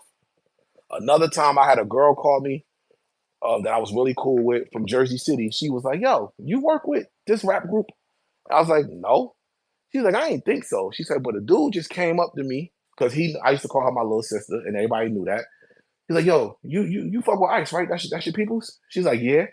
He had your picture on his phone and everything. And he was like, yo, you know where he at? Because we doing some work with him on an album. We trying to get in touch with him. And it ain't make sense to her. So she was like, nah, but then called me. Like I knew it was some folks that it was not internet at all. They was like, we're going to catch this nigga and it's going to get bad for him. So tell us what happened, like with Cole and Push ended up dissing you on the tracks. Like what happened with that, and how did you end up? Yo, I'm not copping to that's Cole's fault. I'm not copping to the Cole shit. I don't care. I'm not. I don't care. Cole ain't diss me. But I was a very big Rock Nation hater when they first launched. And if you remember, the 2 artists were Cole and Jay Electronica. And I used to just think they were wasting niggas' time. Like Cole might still have it, and I shouldn't even tell y'all this because I know y'all gonna go look it up and keep throwing it in my face pause. Cole favorited the tweet years ago. It's like his first or second favorite. That's how old it is. Because I swore this is the artist that I've been the most wrong about ever. I swore that JCole was never dropping an album. It was never coming out. Like he's playing. Like we used to make jokes about like it's the meme of Kanye and Jay-Z laughing where he's like, Cole think this album coming out. Like we swore he was never dropping an album. And Cole went and favorited the tweet where I said, yo, remember that tweet I told y'all? JCole. And see, my thing back then was don't say your artist's name if you're not willing to tag them. I had a little phrase. It was called Adam or Dap 'em. So either you put the @ sign on it or you dap it up because you're really not trying to say what you're trying to say because you don't want them to see it. So I had the phrase, I had the tweet, yo, remember the tweet I had about @JCole NC and @J Electronica never dropping a retail album? I told y'all. And I would just constantly remind people that it's been years. I told y'all these niggas are never dropping an album. And boy, was I wrong. So then I started to say, well, at least I was half right. And then Jay Electronica drops a fucking album. So now I'm wrong. I'm just wrong now. Like now you lose. But yeah, that happened. But now to hold. Let me answer the other half of the question. Go ahead. So the line in question was on Mr. Nice Watch where Cole goes. You said Cole ain't hot. Would you believe that shit? All because some lame nigga tweet that shit. So everybody took that as, oh, he talking about you. I was the quote unquote lame nigga that was talking about him a lot. So I'm not copping to that, Cobb. I know you in here. Fuck you. You did that. But somebody did. He did that. Cobb did that. But fucking man. The Pusha T line. It was just a regular conversation because everybody was Pusha T. And I'm like, Push is dope, but he wasn't the best one in the clips, if we're keeping it a buck. And I would just start breaking it down. Like, yo, go on their records that they had together. Who has the more memorable standout verse? Malice. And I did like a whole dissertation on it as to y'all screaming Pusha T, but he was not the best one in the clips. And y'all are overlooking Malice. And then one day, it was, I forget what year, I know we had a crazy New Year's Eve party, and T.I. was dropping the mixtape the next day. And this is back when, this is like, T.I. ain't T.I. no more, but he's still respected. So ain't nobody getting up on no New Year's Day after no crazy New Year's party, running to that piff to listen to the new T.I. mixtape. Sorry, wasn't happening. But my phone was on fire. I woke up like 3 o'clock in the afternoon. It was like, yo, big dog. I'm like, yo, what the fuck? Yo, you heard that new T.I.? So now I'm thinking they playing. Like, no, nigga, I didn't hear that new T.I. What the fuck? It's not 2005. What are we talking about? They're like, nah, yo, I think you need to just go ahead, jump to track 16, and you can skip the whole album. Go to 16. All right. So I go cut it on, and I don't hear nothing. Then I hear Pusha T come on. Okay. I fuck with him. Hear him come on the record, and then, whoa, he literally calls my name out and addresses me for saying his brother's better, and then gives me bars and then says, fuck you. I was like, oh, okay. So the first thing I did was call my brother. That was the first step. I immediately called my brother. Then I said, you know what? Never mind. I said, because he agreed with me. Even though he said some shit, he still said my brother better, big deal. So what, big brother? So I'm like, okay. So everything you said after that don't even matter. Second fiddle to my own gene pool. If I'm at the top and he's better, if you think about it, we rule. Okay, so you agree with me. So now I'm not mad no more. But I'll call my brother first. I was just get the writing. Write it in a way that I can say it, and I'm gonna rap. For the first time ever, God. I'm gonna rap. You're gonna rap. I swear to you, I was going to rap. Listen, my brother, for those who don't follow battle rap, my brother is the most disrespectful nigga on the planet. Like this shit right here, I was gonna call my brother and tell him to put out a record addressing this JCole, this before everything that just happened. Go in there and address that the way I know you could address it. Like my brother's just disrespectful. There ain't no deleting no record. Like I know he would go crazy. So I was just like, yeah, I'm gonna call my brother, have him go write me something real quick, and I was gonna rap. And I wasn't gonna say a word, I was gonna put a record out. First song ever, first time rapping ever, I was gonna put a record out. Nigga, you said my name? All right, bet. But then me and him, and then a mutual friend, Pusha did the Fear of God 1 listening session. Out of nowhere, I get and I know how he got my number now, but out of nowhere, I get a text message from the area code fucked me up because I'm like, wait, huh? So he says it's him, and I'm like, all right, what's good? Nah, yo, I need you to come to my listening session. He was doing a listening party. Excuse me. I'm thinking lineup. Like, oh yeah, y'all niggas in. I'm not stupid. Like I know a lot of people would just, oh, okay, I'm going. It's just a rapper. No. I'm thinking lineup. Oh, you trying to get me here so you can line me up. But then we actually got on the phone and talked. And I was like, oh, this nigga's all right. I get it. So I went dolo. And the what's the word I'm looking for? Like the way that he rolled out the red carpet for me particularly just fucked me up. Like his shit was they were shutting it down. They wasn't letting nobody else in. I think Pharrell had pulled up and didn't get in. I think I forgot another name they said that was Might have been like 2 Chainz or somebody. Oh, that's another one I had smoke with. But might have been somebody else that just couldn't get in.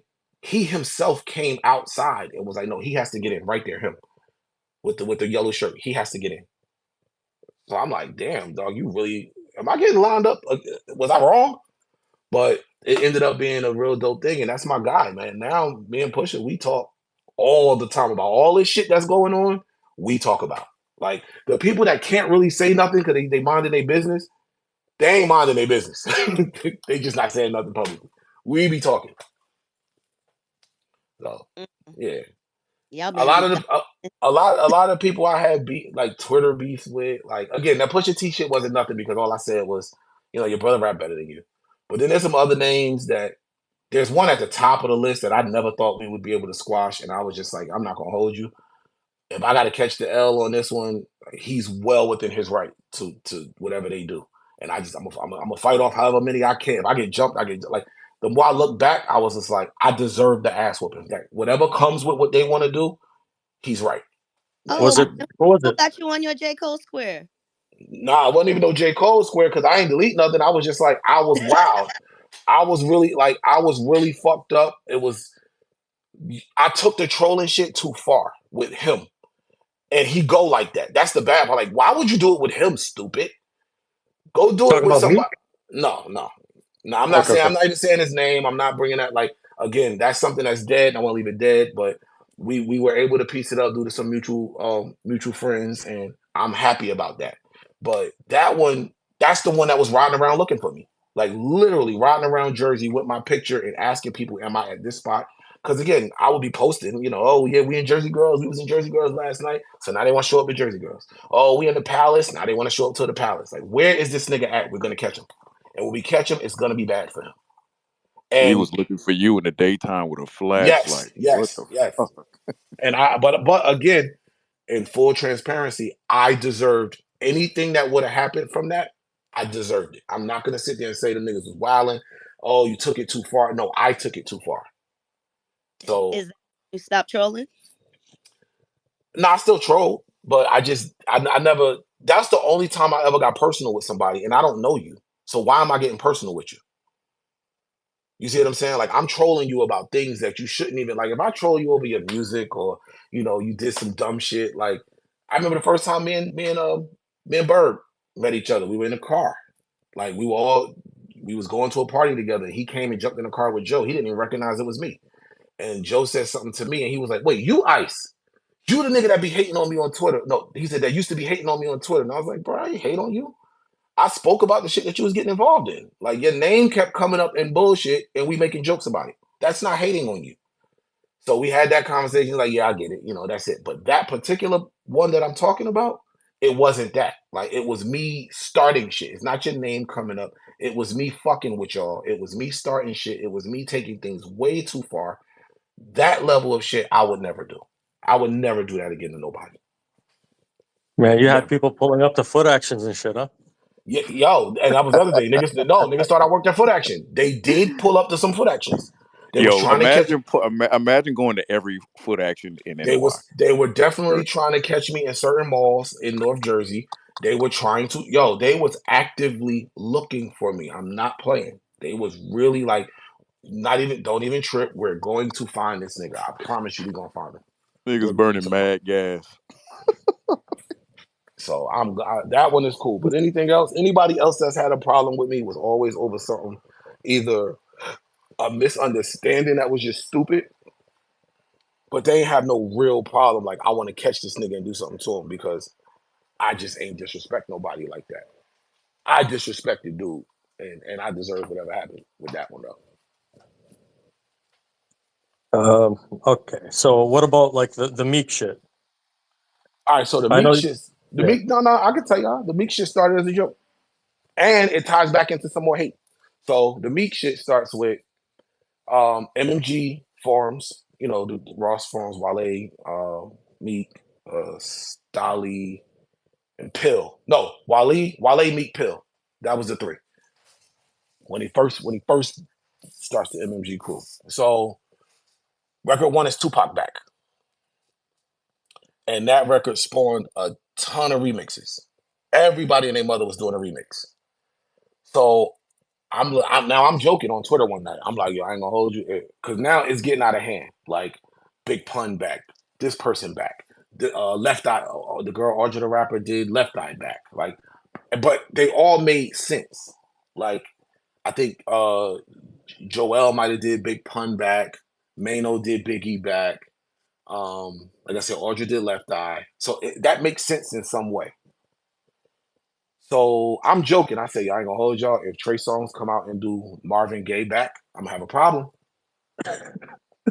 So now I'm just naming shit that, like, don't. I say, yo, game, don't come out and do Easy E back.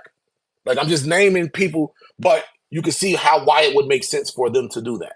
Like, I could get why Game would do Easy. I got why Joel did Big Pun. I got why Mano did Biggie. I even got why Audra did Left Eye. So then it hit me. I said, wait a minute.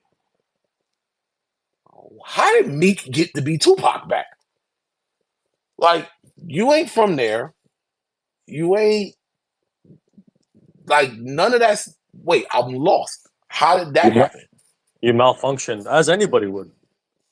And when that, so again, see, this was the problem though. I could say the smallest, simplest thing back then, because it gets retweeted so many times, you just see my name in your mentions left and right. See, that was, I'm gonna get back to this real fast, but that was the real problem with early Twitter. I say this all the time. That was the problem with early Twitter, like the 2009, 10, 11, maybe 12-ish. It probably stopped around there. But early Twitter, you have all of these label folk, managers, publicists, etc., telling the artists, yo, you got to get on Twitter. This is the new way. This is the new app. This is the new thing that lets you interact with your fans, and you have to be a part of it. Okay, cool. If you're the artist, all right, cool. My people are telling me to go get on Twitter. Let me go get this shit. Let me go put a record out. Let me do this. Let me start interacting on Twitter. And for the first time in a lot of these people's careers, hell, lives, you didn't only get to see your fans. And a lot of people had to learn in real time how to deal with that. So, whereas if you're doing an in-store appearance somewhere, the only people that's going to show up is going to be your fans. If you're at a concert, the only people in the crowd are going to be your fans. They paid to get here. If you're, whatever you're doing, if you, even back in the day, you're opening fan mail, majority of it is going to be from your fans.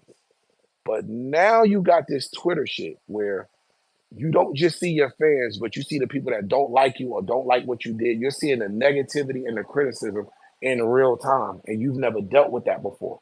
You might not be as hot as you thought you was because all you saw was praise. So now we were getting legendary reactions from niggas. Like, that was my whole thing. My thing was, I want to make you react. I want to make you crash out on the timeline and just say some crazy shit. That, and again, there's a lot of niggas, a lot of these dudes are street persona. So now their idea is, hold up, I ain't about to let this nigga talk to me like this. Even if I'm not saying the craziest shit, I'll come out and say something and it be just, yo, that record is trash. And then everybody else start piling on with more jokes. But the name you keep seeing in your mentions the most, off because I'm the one with the most traction, is me. So you have the problem with me. So back to the Meek thing. I says, yo, wait a minute, now that I think about it. And again, remember I told y'all, every time I say someone's name, you have to at them. You can't just type Meek. You have to at Meek Mill. Wait a minute, how the fuck did at Meek Mill get away with Tupac back anyway? Now that we're talking about it. So he sees that, replies back, because I'm a motherfucking G, that's why. I said, all right, big dog. All right, big dog, you got it. I just laughed. LOL. All right, you got it. So now, this is where background hate comes into play. So the Breakfast Club, all right, so MMG is in New York.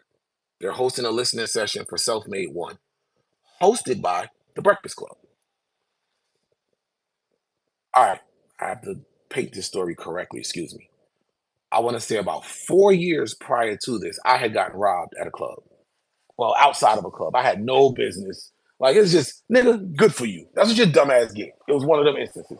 Niggas ran up, snatched my book bag off me, snatched my watch. Like, it was, give me that. Oh, you got it. I drop right down, take what you want, just don't pull the trigger.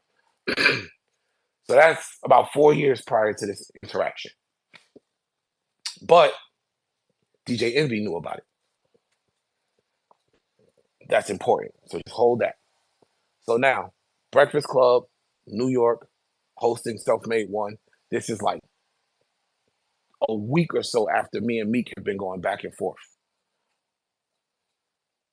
Now, the next day, out of nowhere, I see Envy tweet. No, I'm sorry. I'm jumping. Prior to the hosting, Envy tweets out one night.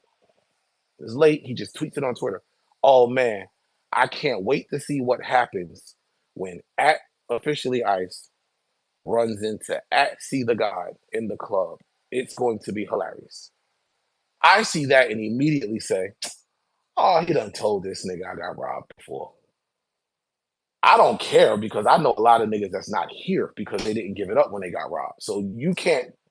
I'm not one of these street niggas where you getting robbed is the end of your lineage or something like, oh, I got robbed, my whole everything is over now. That don't do nothing to me. So that's not gonna hit me like you think it is. But in my head, I'm like, oh, that's what you did. All right, you corny, but whatever. Now the listening session happens. The very next afternoon, 3 o'clock in the afternoon, here goes Meek on Twitter. Yo, Ice, what's the name of that club you got robbed and stripped naked at? I'm like, whoa, hold up, stripped naked?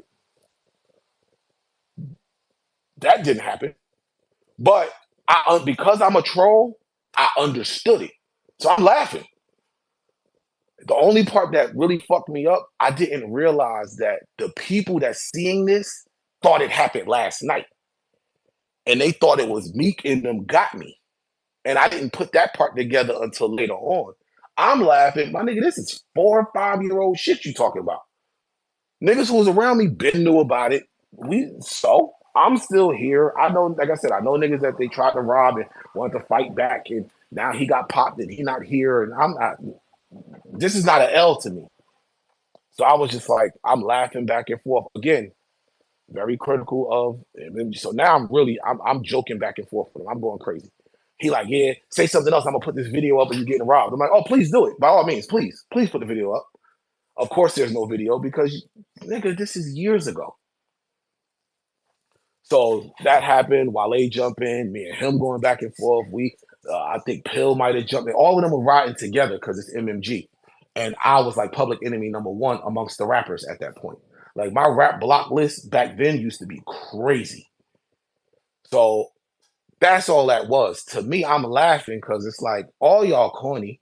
Because now I already see the play. Envy told Charlamagne told y'all, or because the next tweet Meek said, hey, Charlotte, AC the God, what's the name of that club again? Question mark. So I'm like, I'm watching this like, y'all niggas is corny. And that don't do the damage you think it do to me. But fast forward, I knew a girl that was in that camp from Philly, and they had a show in New York. And I went by myself to the show and she was on stage. I'm like, yo, I'm right here. Look, I got a bottle of Patron in my hand. I'm gonna put my phone behind it so it lights up. Look, I'm waving it. I'm right here. And then after that, it was, yo, niggas said that was some real shit you did by pulling up here by yourself and letting niggas know you here. Like now niggas want to fuck with you. It was like, bro, it's cool. I'm just going to show like I'm not running and hiding. Like that's one thing K Slay told me a while ago before he passed, rest in peace. He was just like, yo, one thing I gotta say, you talk a lot of shit on Twitter, but I always see you out. I always run into you in the hood spots. Like you be outside. So I respect it. Mano, same thing. I respect it because I see you. I'm one of them niggas that I be wanting to see some of these niggas that talk shit, but I see you outside. So I respect it. So look. See, I had that on my list because you mentioned in an interview that K Slay had mentioned that, rest in peace, K Slay. Mm-hmm. See, to me that, your whole thing of I'm an inside guy. I was inside. I think that's all bullshit to me. Like you were more outside than a lot of the outside people I know. Like that whole inside shit. The inside part, because where it applies at is, cause a lot of these niggas was outside at 12, 13, 14, 15 years old. I wasn't. That's the inside part. Like when we had that conversation on the pod, the one that blew up, it's just like, yeah, but you was outside stealing from the grocery store. Like I wasn't doing that. You get what I mean? So when I say I was inside, I'm talking about upbringing. Yeah, as an adult, that's why we laugh about it. Like, no, nigga, they think inside mean I'm still inside right now. No, I'm just talking about childhood, teenage years. When I left my mom's crib, got my own spot, I was outside. I would go out like I shit. The lack of being outside when I was younger kind of made me oblivious to certain shit. Like it's certain things where if I look back, like even that club incident I told y'all about, if I'm a nigga that was moving a certain way or outside, I wouldn't have been where I was outside in the back of the club at 4 o'clock in the morning and the club closed an hour ago. Like certain shit I wouldn't have done. I would have been moving just smarter. So I came outside late is really what it is. But again, I don't. Okay. People try to hold that as a knock, like, "Oh, you just jumped off the porch. You just did. So what? That's not a Well, knock. That's not a knock. That's not I knock don't at all. care. I You don't get care outside. You come outside whenever you come outside. when you come outside, or if you don't, if you want to at all. I'm not mad at. My thing is the person that still stays inside, that don't go nowhere, that don't do anything. Just don't talk no tough. Don't talk no crazy shit. That's all. See, That's it. me. I Yeah. don't talk. I don't disrespect nobody. I don't, and that was my whole thing. Anybody that I've ever had a issue with, when we get face to face, ain't no issue after that because it was really no disrespect. You just were mad because you didn't like. You said I didn't say I liked your song, and because it got so loud that you felt your toughness was in question if you didn't react. But you didn't really have a problem with me either. And a lot of these dudes really went to, hey, he's a better friend than enemy. Let me try to make him my friend. But I don't want no friends. I don't need that either. I don't need you. I don't need your friendship, big dog. We good. Like I'm straight. So, Okay. go ahead, Juicy. No, I was gonna because what he was talking about, basically saying that just because he didn't like it, has there ever been like an album, old or current, that you didn't like before, but it ended up growing on you over time? Which one would that stick out to you? Like which one? Yeah, right off the bat.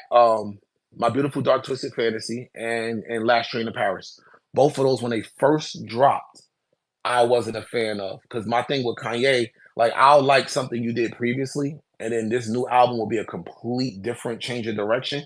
So I won't like it right off the bat because I'm going into it with like a skewed way of looking at it. I want to hear what I just fell in love with.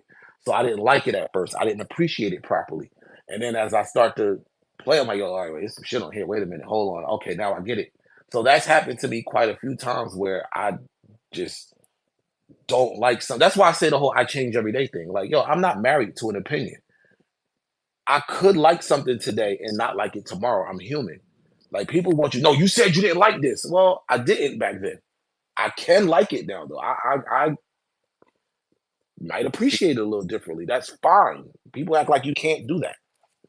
See, I think that was one of the most polarizing things about you was before I guess on the pod when you got more information about you, just plainly on the timeline.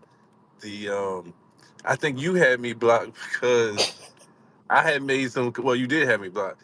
I had you had made some comments about Future, and I was like, "Damn, he just said 3 months ago he hated the shit." Blah blah blah blah. You know what I'm saying?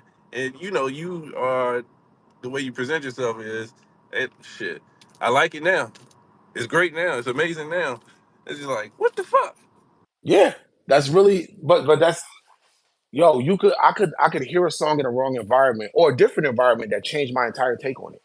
You know what I'm saying? It could be something where I put it on in the crib and I'm like, yo, what the fuck is this shit? But then if I got outside and in the right environment and it came on and I see what it do there, it's like, oh, I see now why this is that.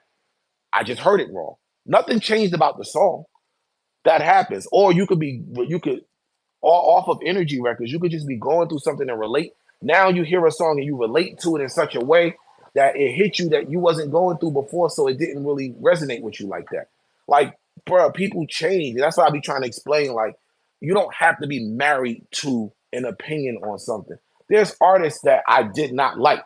I did not like JCole when he first started rapping at all. I was one of the leaders of this nigga is NyQuil. I don't want to hear it. And if somewhere along I want to say after Born Center, maybe Forest Hills Drive, and in between the two of those, I'm like, okay, I can get with this a little bit. And then he just started, he grew on me, pause. And now it's like, now I rush to whatever Cole drop. Or I rush when I hear Cole is featured on here. Now you're one of them people that gets an immediate spin. Before you wasn't that. Or the exact opposite. Travis. Travis' discography is impeccable to me. Coming off of Astro World, Utopia's dropping. I'm ready as hell for Utopia. The album drop, I'm sitting there like, yo, this shit is da-da-da-da. Like, it's Travis. I'm going in. I'm damn near going to make myself like this. But then you give it some time and you go back and listen again. And I'm like, damn, this shit really ain't. I find myself listening to that album. I'll get a couple songs in, cut it off, and then go run to a previous album and then let that play to cleanse my palate of what I was just listening to. And it's like, if I got to do that, this really ain't all that. So now, because you go and put an opinion out there, I'll be a rushed opinion, but it was still an opinion. You have to now come back and tell, hey, look, bro, I listened a little bit more. I jumped the gun with that one. This really ain't that. I think that's real honesty rather than somebody who, oh, well, I said this, even if I don't feel this way or I may have been incorrect or rushed or whatever, but because I said it, I'm married to it and I got to double and triple down. I don't like that. Tell the truth, bro. We all are, everybody here got something somewhere that you may feel differently about than you may have in the past. That's human and it's okay. Well, wanted to ask you a question about the 2010s. Who had the bigger impact, Chief Keef or Future? I think this is a little bit of I think I know your answer, but who do you think is the most influential of the 2010s? Chief Keef, even though it hurts me to say that. Whoa. Where did That was the opposite. Oh shit! All right. Chief Keef. Yeah, it's Chief Keef. It's Chief Keef. You're going to have to break that one down for us, homie. Wow. You're gonna have to anchor yourself into this one. That's fine. What Chief Keef did, spawning an entire drill era that is still going today off of one song, one video that just changed everything. The budget of a video. No, nigga, me and my mans, we one camera, nigga, we in here. Nobody got no shirts on. It's just, he changed a lot and inspired a lot of people where it was, hey, we don't really need all that. We could do this shit ourselves in our living room. And everybody started to do it. I'm just talking about, I'm not saying who made better music. We're talking about inspiration. What he did to an entire generation after him, he influenced the sound of music that he don't get the credit for. So I definitely 1000% put, when I say influential folks, I got Chief Keef on the Mount Rushmore. Like, he's up there. Like, what he did, it just don't get talked about a lot because he don't have the accolades to back it up. He don't have the string of number ones. He don't have this, but influence in how he basically changed street music by himself. Yeah, that counts. That counts in my book anyway. Yeah, when you bring up the artists and being able to, like, from the grassroots, just shoot a basic video in even the ones they do now with just the microphone kind of comes from that era. Just, hey, we just gonna be in a room, shoot this video. Yeah. It's gonna be dope. Back then you had budgets, you had people's treatments and directors and all of that type of shit. Now, hey, bro, we don't need none of that. All your mans come over here. Everybody got guns. He basically mainstreamed the Smack DVD, the Smack DVD video. The street video, yeah. The street video. He mainstreamed it. Yeah. From and a living room alone, in Chicago. I'm sure that saved a lot of people a lot of money too. Like, they didn't have to call videographers. Yeah, that was a good point. All that, yeah, that's a very good point. Yeah. Yeah, like, and again, I don't even hate on Finito no more.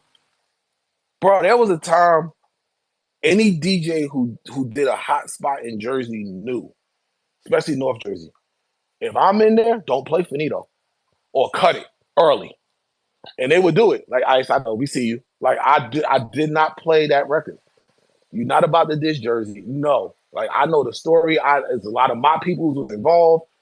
Hell no. But now I can't knock that record no more. I can't. That's why I said last year, I was like, yo, enough time has passed for me to tell the truth about this song.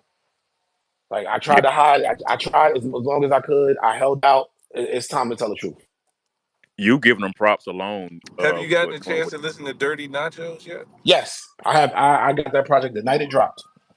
I actually had two sleepers I wanted to play off of it, but then I'll get in there and start we get to talking. I'm like, you know what, let me run this record instead. But yes, I did. I fuck with it.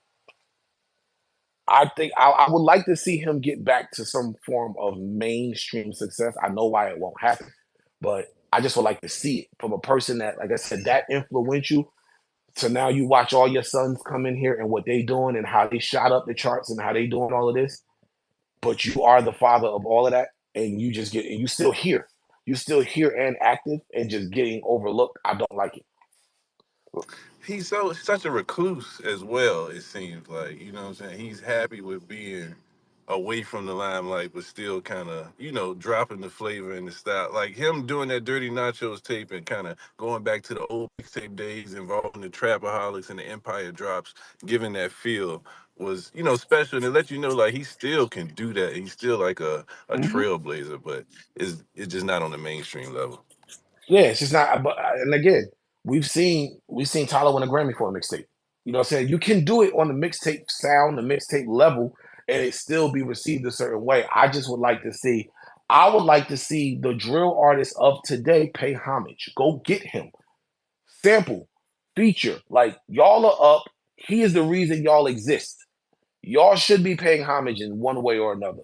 Yeah, pay some He serious. he he's still here. That's my thing. Like a lot of times people be not here no more or they done moved on, they're not active no more. He's here and active.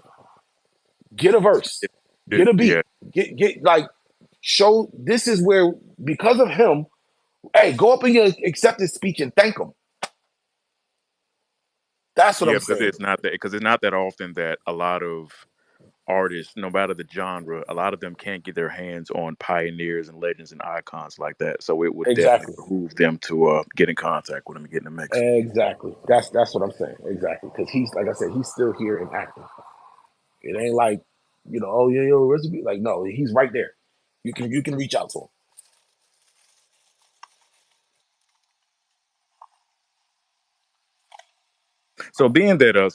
Okay. So you mentioned Jersey, obviously, with Finito and the obvious lyrics behind that, but there was some other trouble before Once Upon a Time. Did you feel that the beef between, the beef that Arson Joe had for a little while, like did that put you in a tight spot at all? Like if it, at any given time at all? If so, like how did you feel like you kind of navigated through that?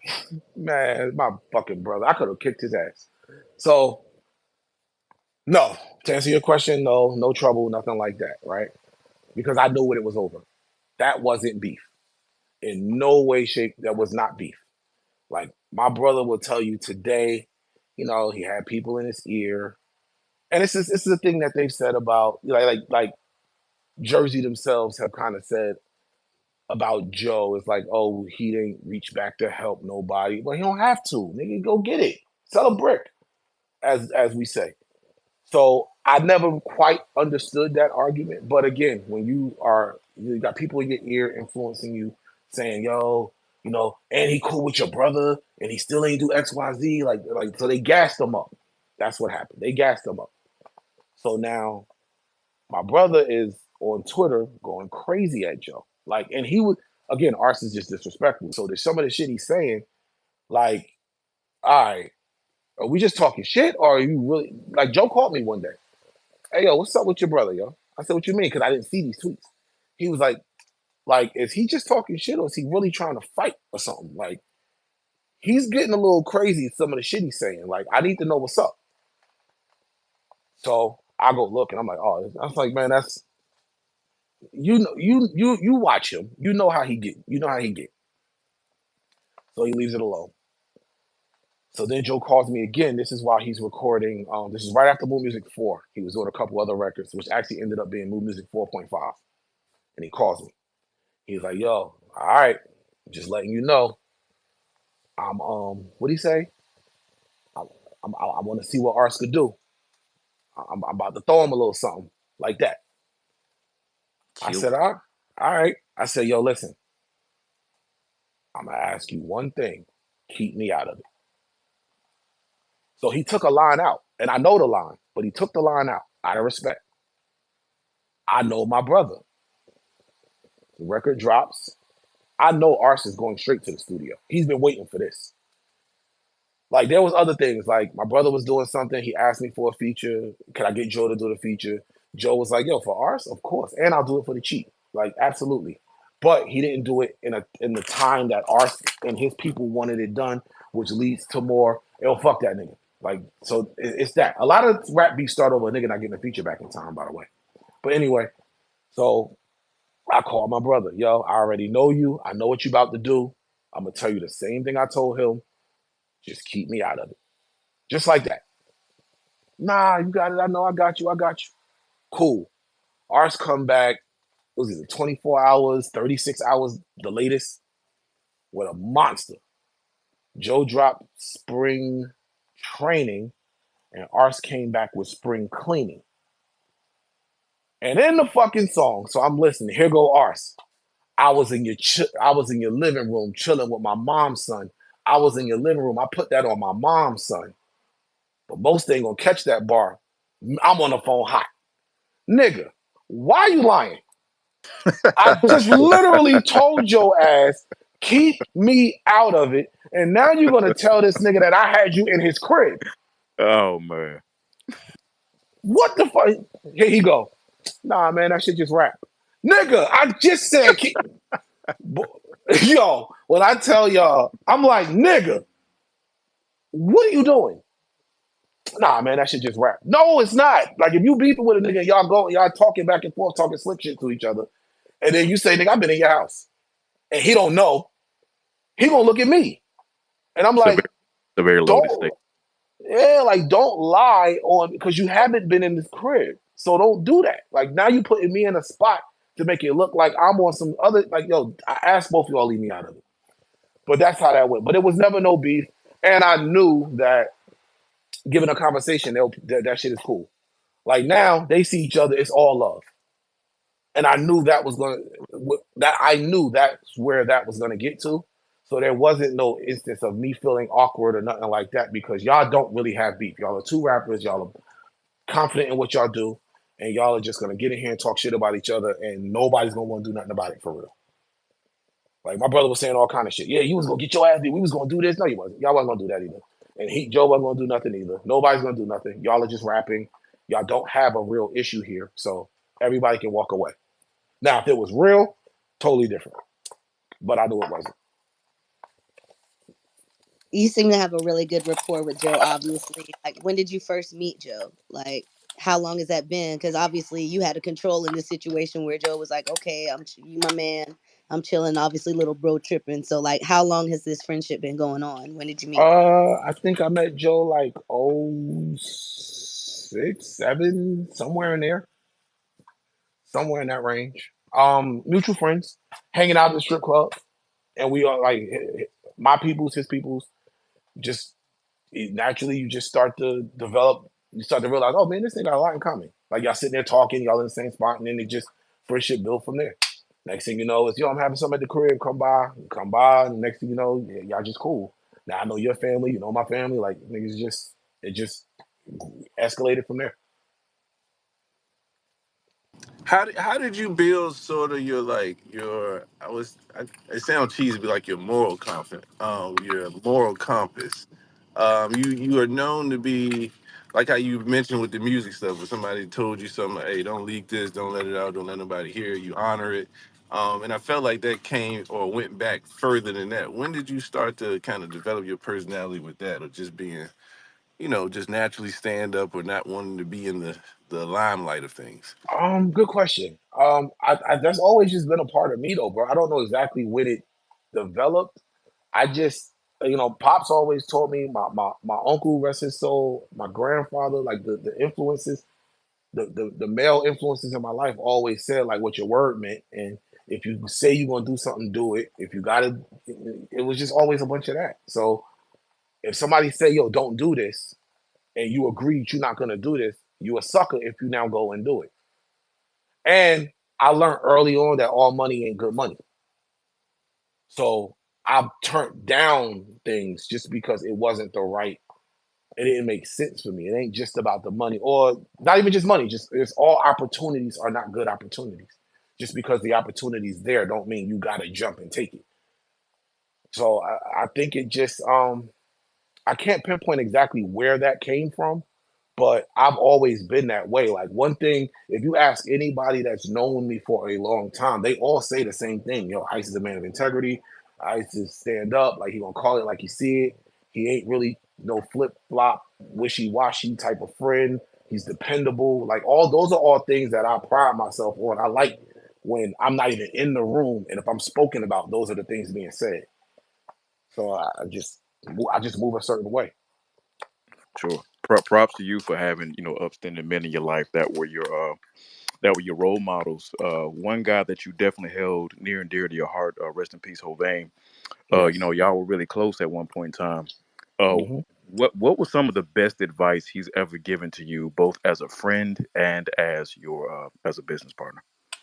Um. Oh man, damn. Yeah. Rest in peace again. Even that shit still sounds crazy to say. Um. Our advice was really just, just say no if you want to say no. Like don't. He's been very big on, especially on the business side. Yo, fuck it, we don't do it then.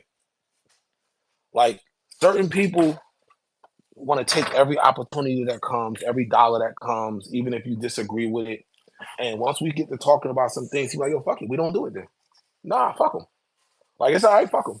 Like the way me and Hovain started working professionally, I've known Hovain since 2000 and maybe 8,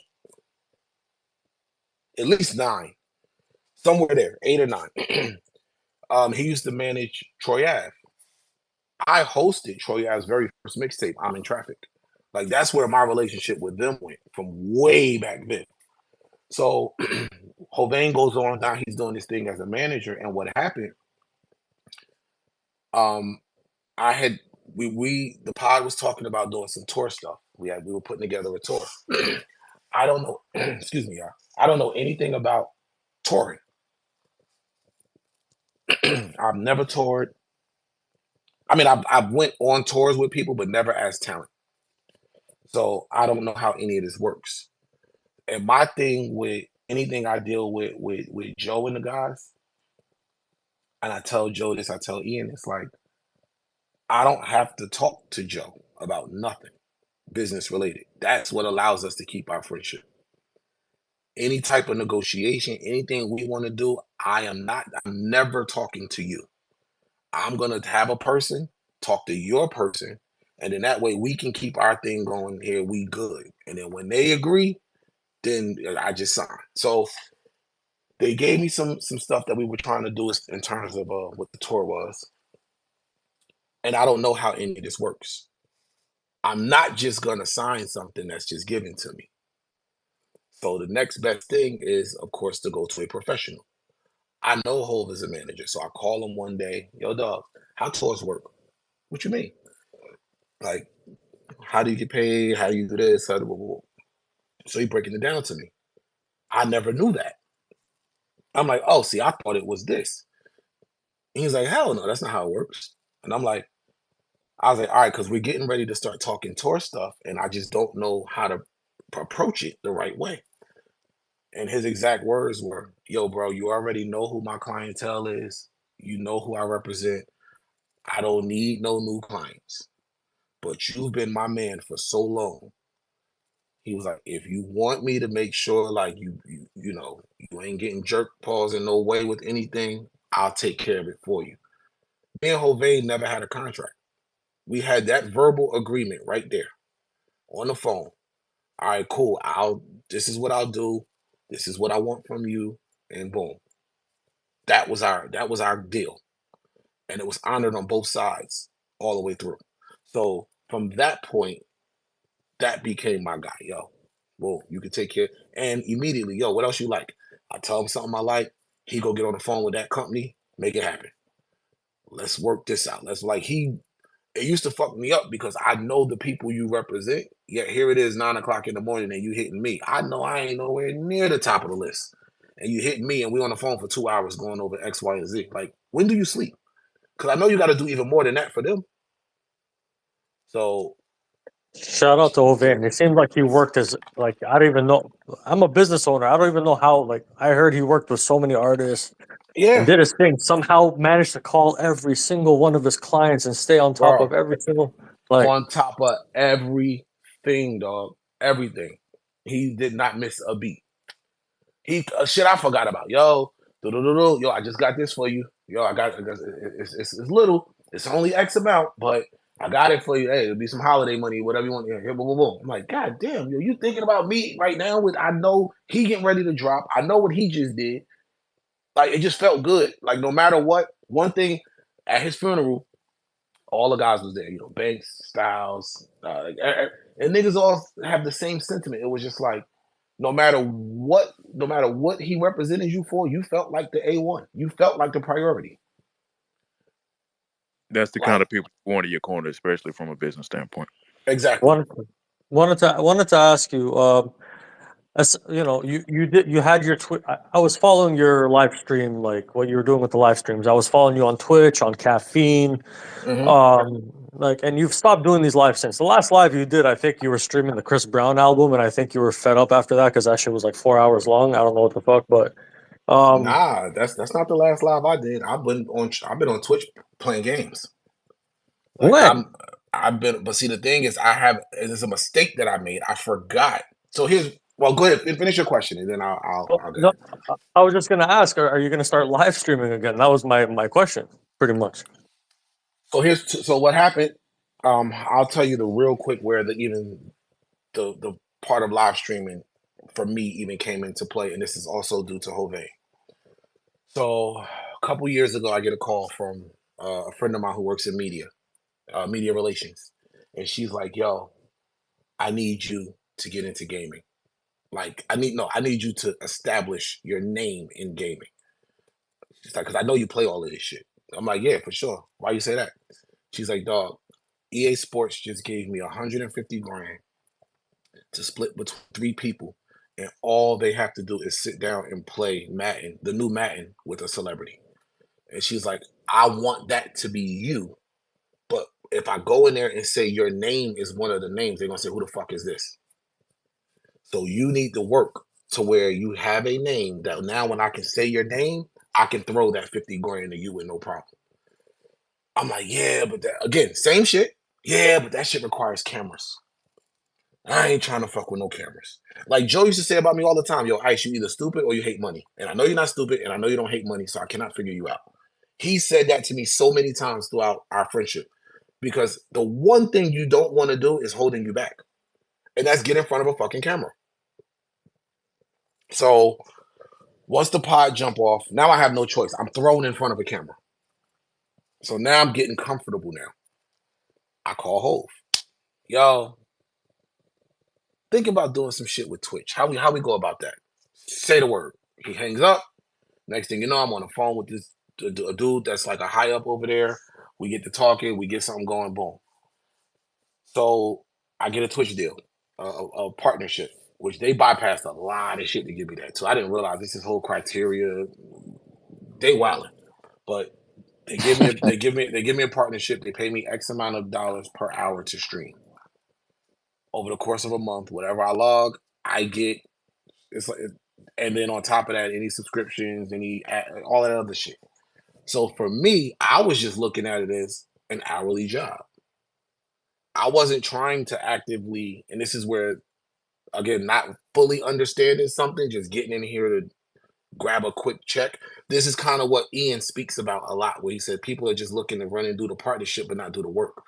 That's what I was doing. I was like, "Hey man, just get me the bag. How much y'all giving me an hour? What? How many? What's the cap? Because I'll run this shit up." So I do that.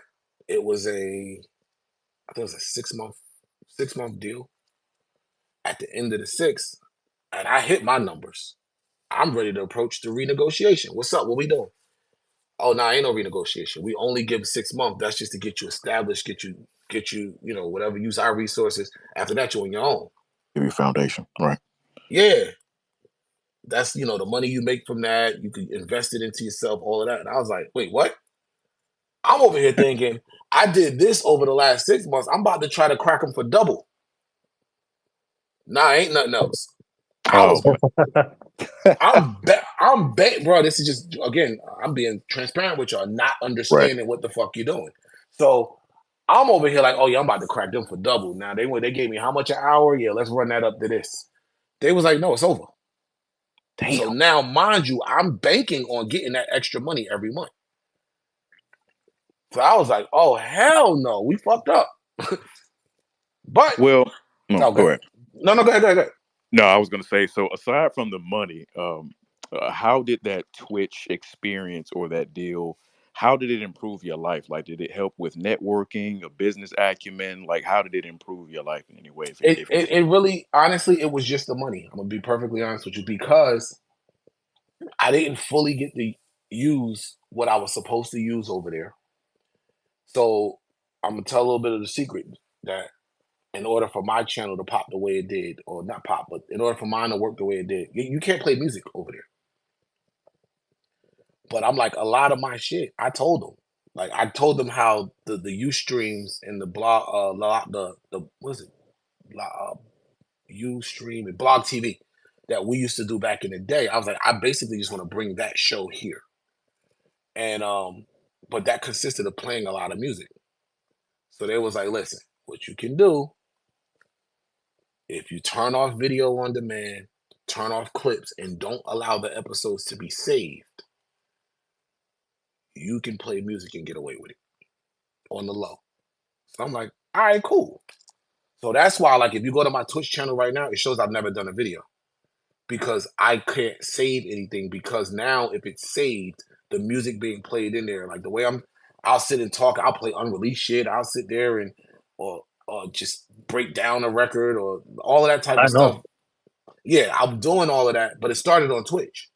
I was doing all of that there as long as I couldn't save it. So now I can't really grow the channel. I can't really grow it because it was like you have to be here right now to catch it, and you can never see it again type of thing. Yeah, I I never remember. simulcast. I didn't do nothing through YouTube. Like I did not use this to its full potential. I'm being honest. So now that deal is gone. All I'm seeing is that amount of money per month, and it was 5 figures. It's gone. Wow, Pissing out my ass. bro. Ice. Yo, Duff, go ahead, Duff. Salutations. I just wanted to a happy Sunday, everybody. I only came through here for one thing and one thing only. here you go. Yep, Officially Ice. Here you go. When I see you, it's up once Hey, again. Happy hey, Sunday, everybody. I love y'all. hey, shout my man Duff, yo. I've never seen somebody run from me. I'm gonna tell y'all the Duff story while I'm in here too before I get out of here. But so yeah, the deal is gone. Pissing out my ass, bro. Money gone. I'm hurt. I'm hurt. Thankfully, I had an ace in the pocket. I called my brother. This is back when Caffeine was doing everything with the URL niggas. Everybody was getting a deal over there. Yo, bro, I need a Caffeine deal. Oh, say less. I'll put you on the phone with we make it happen right now. I get on the phone with them. I tell them the same shit. This is what I want to do. Caffeine gives you I think theirs was no, not 3. There was a certain time it was like, yo, we have 2 options. You can take this deal now, or you could wait until it was like May, and that's when the books will open back up, and then we can give you a different deal then, which will be more. I'm like, nah, let me get this one now, and then we'll just talk again in May. So that's how the Caffeine shit popped off. But it was Caffeine, they don't care. It was like, yo, you can play your music, you can do whatever the fuck you want to do. We don't care. I'm like, all right, cool. So that's why my Caffeine videos are saved. Like, you can go over there and look at them. But then that ends. Again, all of the companies start laying off. Now everybody, the pandemic bubble is over. Everybody is trying to save money now. So now it's no, we're not cutting nothing no more. We done got what we needed from all of y'all. We gave y'all all this money to bring all these people to us. We all built our subscriber bases up. All y'all ass out. So that falls by the wayside. But I was cool. I kind of expected it, and I played it better this time. So I was cool. now I come back, I'm like, well, shit. If I have 2 channels, if I ever want to go on if I ever want to go and do some breakdown, some live stream, any of that type of shit, I could just go to Caffeine and do that. My channel is still there. And now I can use the Twitch for what it's really used for, and I can go in here and start playing the games. Because that's what I've really been wanting to do anyway. Like I play a lot of video games. So now I go out, I bought me the proper monitor. I done went and bought all this shit for my office. I got it hooked up. So now cool. I'll sit in here and play video games all night too. And the other part, why my streams weren't as consistent, again, this is me being honest with y'all here. I had a schedule with the days I had my daughter versus didn't have my daughter. And it was a rotating schedule, so it was not the same days every week. So it became all these platforms wanted me to commit a certain day so that they could promote it. Like, yo, every Monday at this time. Well, I can't do that because maybe this week I'll have her, but next week I won't. And I'm not cutting any cameras on when I have my daughter because she'll be running in here trying to jump in front of the camera. And I'm adamant about keeping her off of social media or anything. I'm just keeping her off the internet. So that played a lot too, where it's like, all right, the days that I'm free, oh shit, that was a pod day now. I'm worked. I still can't do it. Or it just became harder for me to schedule that. Now that I have a better schedule, I was like, I can pick certain days. So what I'm trying to do is an every Monday thing where Monday evening, whatever time, I'm just gonna jump on Twitch and play some shit. It's a lot of games coming out. Now we in that span where they just dropping games left and right. I was on there the last time. I was playing with I was on Twitch I was testing it out. I didn't promote it. That's what fucked me up. I didn't promote it. I got the camera. I bought some new shit, and I was like, let me just see how it looks, how it works. I had just got my monitor finally, so I hooked everything up. I said, let me test it. I cut it on, hit the button, and in comes like 100 some odd people. I'm like, yo, how the fuck did y'all get here? But they were like, nah, we still got notifications on from the last time. So we in here, and I sat in there for hours. Hey, some of y'all send me y'all y'all PSNs. Cool, let's go. We jump on and play Helldivers together. We jump on and play this. Like, fuck it, we here now. Yeah, I So remember. that's where it's going. I remember when you got the Oculus, you're like, yo, this is my, my name on there. Here's my, let's add up, let's add each other. I'm like, all right, let's go. And you said you want to play, so, you're into Sports Scramble. I was like, yo, let's do some Population One. We'll get to it soon. We'll get to it soon. I want to ask you quick, how much time do you have left? Do you have time for a quick rapid fire for pod related questions, or do you gotta go? Oh no, I'm cool. I'm in the crib now. I'm straight. Like what I was going to do, I don't have to. I got a phone call, a text message that's okay now. So I'm in the crib. I'm straight. The only thing I ask, and I don't know how hard this is for y'all, because I was sitting there all this morning like, fuck, why did I agree to do this shit today of all days with all this shit that just went down? I know they don't want to talk about it. Tell us not to talk about it. All right, cool. Thank you. Because I'm like, I was like, I can't do it. I got a pod. No. I have the pod, I said, I know you are not about to tell us not to talk about it. No, y'all can talk about everything, but I can't pod with y'all about that. Right. I was trying to, real talk, I was trying to get the guys to let's go in today. We saw. No, fuck the Twitter. I was in the, I'm free tomorrow. Can we do something? Freaky E was trying to get in the mix too. Like, yo, y'all niggas available tomorrow? I was like, oh shit, we might get an emergency. Like I'm cool with it. Like I'm free. I don't know what everybody else got to do. I'm baby free, so this works out. We can go in. I would have been perfectly down for it. But we could have easily rescheduled this if they were all down. But I don't like. Maybe more will happen by Tuesday that you guys could break down, right? So I think that's true. That's probably what he thought about. It's like, okay, let's break. What you talking about, white boy? Yeah, hey yo, bro. I've been saying, I've been saying that shit all day. Yo, white boy. white boy was crazy. Laced all through the record. I was laughing my ass off. It just made me feel bad because he just took me back to when he was calling my favorite rapper a fuckboy a bunch of times. That hurt. It hurt my feelings. Oh, there's Joel. Well, until he caught up with him at the beach. Yo, chill out. We ain't gonna speak on that. Oh shit. Okay. What's up, Joe? Welcome. All right, what's good, Joe? What's happening? Greetings to everyone. Salute. Thank you to Ice for an amazing segment thus far. Thank you, bro. We were never going to work today, Ice. I'm cool with it. That was I, never happening. hey, I listen, saw I'm cool with it. you. I saw Emanny. Like, nope. I Let was it just letting bake. y'all look, Let it look. let it bake. I was just letting you know that hey, if the thought came up, niggas was around. That's it. The thought, the thought, the I'm thought fine with it. came up. I'm fine with it. I do plan on sending a back call out to you and Parks at some point. I want us to get together before Ish and Mel and Flip. That's Yo, come crazy hate. Nah, on, that's man. hate. Nah, man. Come on. Hello? No, I hold just on, Hello? hold on. go. Oh, the signal's good. No, I you just good. go to the Loud and clear, audience. sir. I'm sorry. Come Loud and on. clear. Son. I'm wrong. Yes, man. Yes. That's messy, Yeah, Joe. That's man. I messy. Yeah, thought you man. was telling the truth until June. What is you saying? Yes. I It's am Till wrong. June is crazy. It's wrong for us to just go in early. Oh, somebody Man, gonna feel okay, away okay. about that. Well, hold on, Somebody hold on, will hold on. feel away about Hold on, that. hold on. Let me ask y'all. Y'all just became a music podcast a month ago. Now y'all coming together pre-podding on the See what I'm music saying? You see side. it, right? Okay. Nah, man. That great book. Nah, that's wrong. Yes, it's How wrong. many of you want to hear? Okay, respectfully, of So you course, don't want to Oh, go respectfully. in here early. it come. Here it come. Listen, I'm down. Don't say what I want. I'm telling you, you know me. I'm a team player. If I get the bat signal and say, yo, we got yo, Ice is one, you said it yourself. I know I call Ice is down. So I'm down. That's not what All I'm right, I'm gonna saying. hit the team up and see if the whole team could be ready. That's what I'm gonna do. What if, the, Oh, the that's a whole good team. test. That's a good I test. know what he talking about when he say the whole team. The whole team. how many of you really? Okay, okay. Look.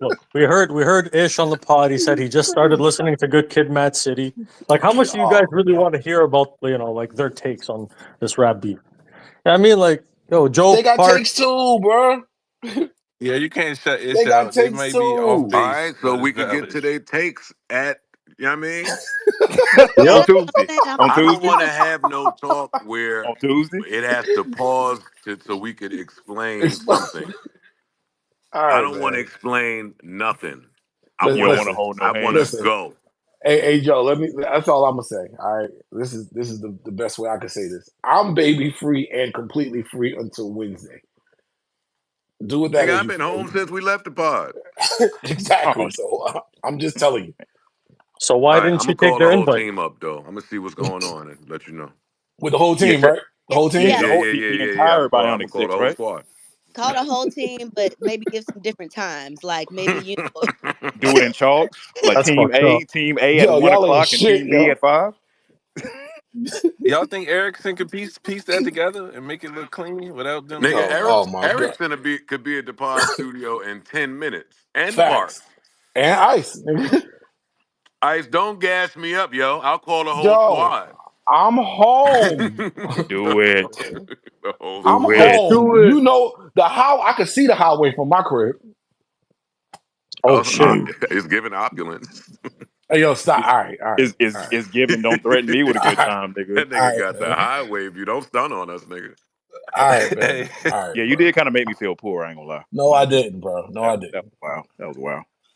the highway view is I, funny. That's I'm just funny, right Joe. That's here, as funny. I'm saying. I Nigga can. It live in don't take Mount me no. Olepit. It don't take me no time to get to the highway. That's it. That's all I'm saying, That's the Jersey highway too. That's like 6 lanes of traffic each. You can see all the dots of the cars. Look at all those pores. Look at all Oh, of so them. wait, hold on. You're saying you're recording today and then we're getting that pod tomorrow? See, What's happening? see. Here you go. Here you go. We that's what need I heard. confirmation. That's what I Oh, heard. pour my wine. Mm-mm. Run the three Yeah, man three weave. man Yeah, come weave. on, Yeah. man. Y'all Team A got it. from 1 to 3:30 to 4, and then Team B from 4:45 Uh-oh. to maybe 8:45.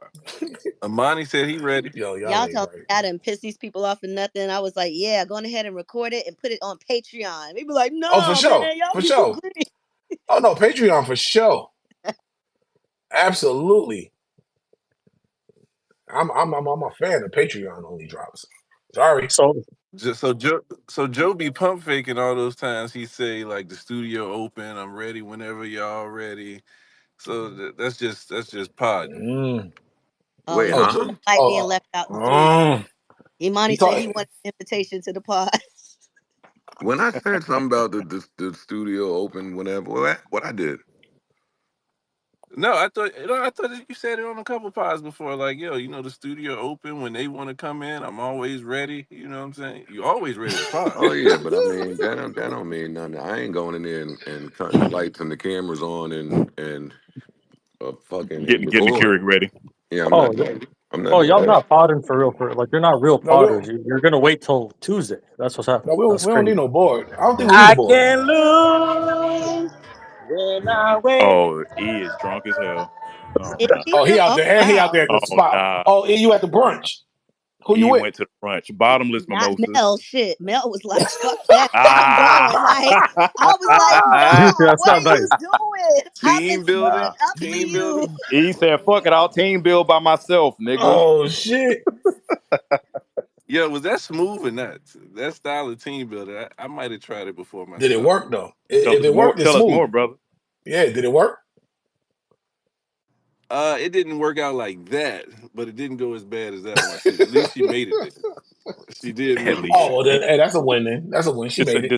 Did someone have to toss you her number? Or what? No, I didn't have to speak to a friend to talk to, my Mhm. coworker. That was So no. nuts. I That's think I'll funny. just go ahead and toss him my number. What? All right.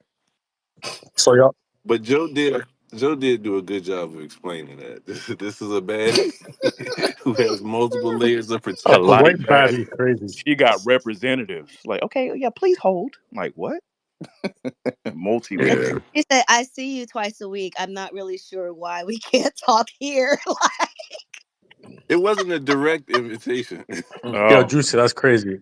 That's crazy. And then she invited them to the dog park or whatever. Yo, that was nuts. That That was was fucked crazy. up. Y'all yeah. ain't Invited the right, man to man. do cartwheels in the grass. Y'all are not right. I just want to say.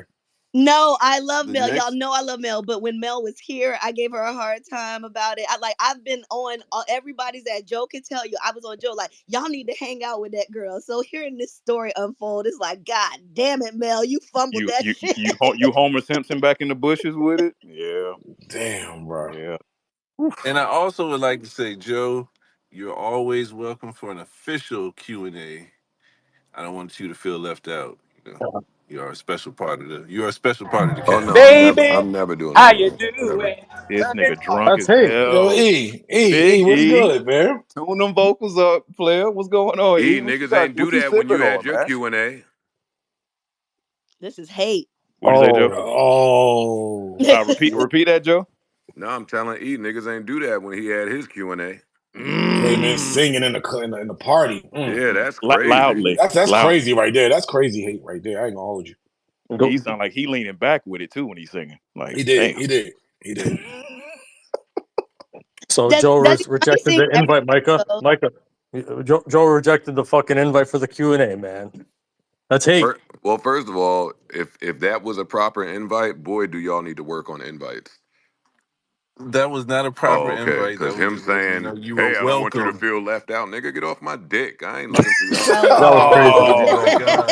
Look, oh Man, man. never. Don't talk to I me ain't about want no him to Q&A, feel Oh my. nigga. Oh salty. Oh damn. shit. I ain't want him to feel oh my salty God. and hiding in the I told you anonymous I got a beef listeners with because he Micah didn't get a from a Q&A. while ago. I ain't letting it up neither. Over what? Over what? What Yeah. happened? Where's the Let's clear impact? that up. Yeah. We Let's go ahead don't and we clear don't need to clear it. It Nah. is confirmed, reinforced. I just been sitting back watching all the spaces niggas I got a little smoke with. I'm You on got zero dark 30 You mode. got a list? you got smoke? Yeah. Damn. You got a Oh little yeah, docket? for sure.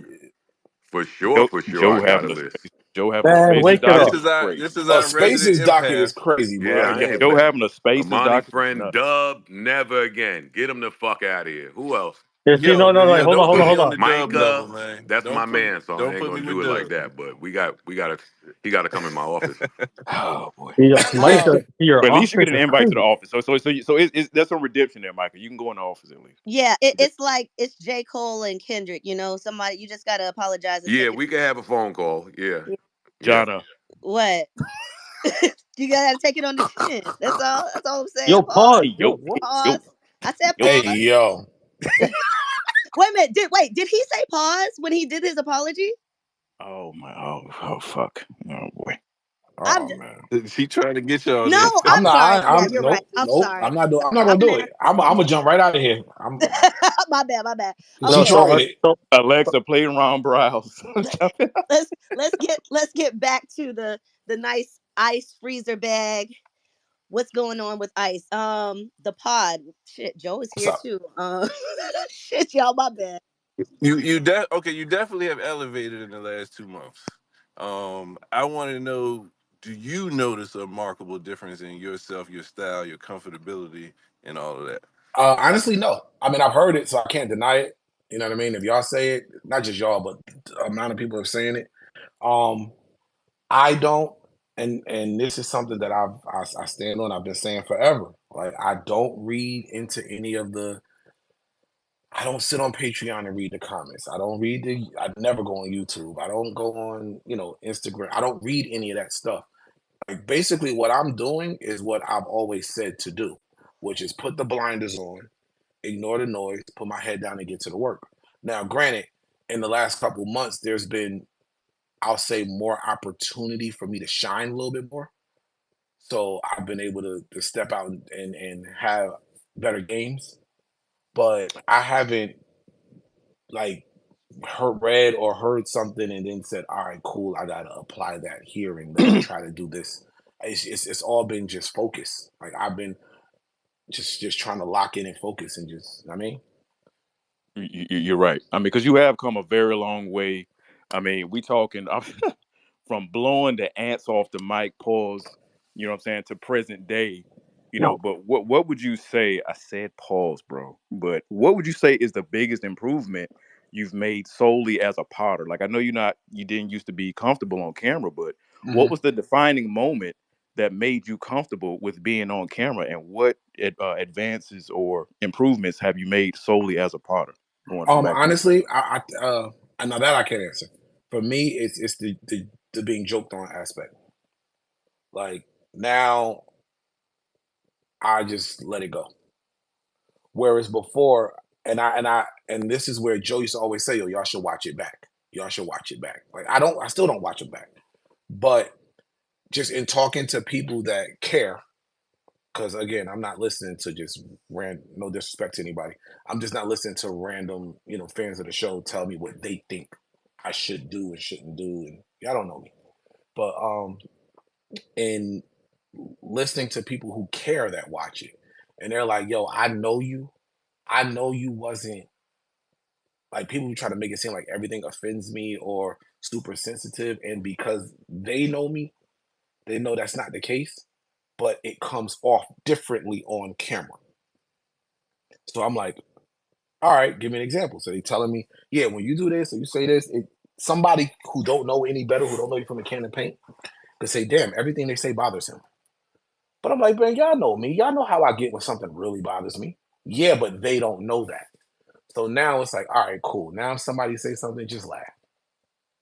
So that has just made it easy. And that's what I was telling the fellas that one day, and my sister Mel. I was like, yo, if y'all think, because I think Flip or somebody said it, yo, we can't joke on ice.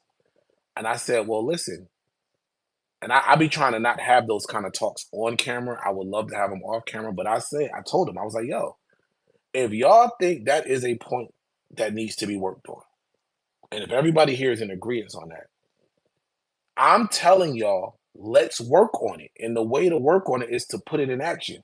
I want y'all to joke on me more than so that I can, if I need to build up something or react differently, let me fine tune it. But the way to fix that is to not do it at all. That doesn't fix the problem. You're just avoiding it. So now anytime a joke do come up, if there was something I should have improved on, there was no plan of action to try to make it better. Like my whole thing with this, from the minute I sat there from that very first episode after Joe called me and asked me to come in here and pop with him, was I don't want to fuck this up for my man. That's it. That was goal one. I know it's big shoes to fill. I know where the show was. I know what the show meant to everybody. I know the heights that they've reached. And now here I am walking in to some people off the street. A lot of motherfuckers know me from Twitter, but there's a lot of pod fans who have no idea who the fuck our ice is. So it's like, What I don't want to do is come in here and take away from whatever his show has. I want to add, I want to help, I want to push the shit forward. I want it to look like he never missed a beat. So if anything that I'm doing is now, oh, I can't watch it because, yeah, it's funny, but the nigga Ice be fucking it up because he get mad at this or he get mad at that. Okay, well, I need to be aware of that. I need somebody to tell me that and let's fix that. So that's what I would say the biggest improvement that I can say that I actively made myself was anytime the jokes come around, I just laugh and go with them. Just the last part when we were talking about the Hitachi wand and Ish and Joe said, nigga, you putting a wand on you? My normal reaction would have been something totally different. That was crazy. And would not, and again, even in the way that it was just the way that I'm reacting to my friends. They know me. We talk, we do these type of shits off camera. We've been doing it for years. So the way I would have reacted, I wasn't, it could have come off on the pod. Damn, this nigga's sensitive. You can't even joke with him like that. But that wouldn't have been an angry response. But now that I'm aware that those responses come off a different way, I receive them differently while the cameras are on. And that is something that I have actively worked on to just try to, again, get better at this. But everything else is literally, I'm doing the same shit. I really am. And that's the other reason why I say I don't pay too much stock into what the comments and what all of that stuff says, because they love you today, they hate you tomorrow, they love you the day after. So while I'm most hated, because there was an entire stretch where no matter what, it was just, we hate Ice, get this nigga the fuck out of here, we fuck Ice, fuck Ice, fuck Ice, fuck Ice. I don't pay any attention into that. I keep being myself. Eventually, folks will start coming around and coming back, and now we like Ice. I don't pay attention to that either, because them same folks, the second I go in there and say something that you don't like, or I don't agree with you on your favorite rapper or something, now you hate me again. I mean, it's a take. What's it's just a take. It's this week's It's just take. a take. Yeah, who cares? Yeah. I've noticed, we've talked about it on here quite a bunch of times. At one point the pod stopped reviewing music, and also, they brought that back, and also they've been giving you ISOs for tech segments. Have you been enjoying doing those? And what has that done for you on the pod? Just bringing back the music segments and all that. I mean, it's done wonders, because these are the things that I'm the most passionate about. Like, anybody who knows me I'm passionate about music. I told y'all when we were talking about upbringing, electronics, tech, video games, all that nerdy shit, and parenting. Those are the three things that define me. So when we get into either of those bags, I'm ready to go. Before Well, it was what's a go ahead. No, go ahead.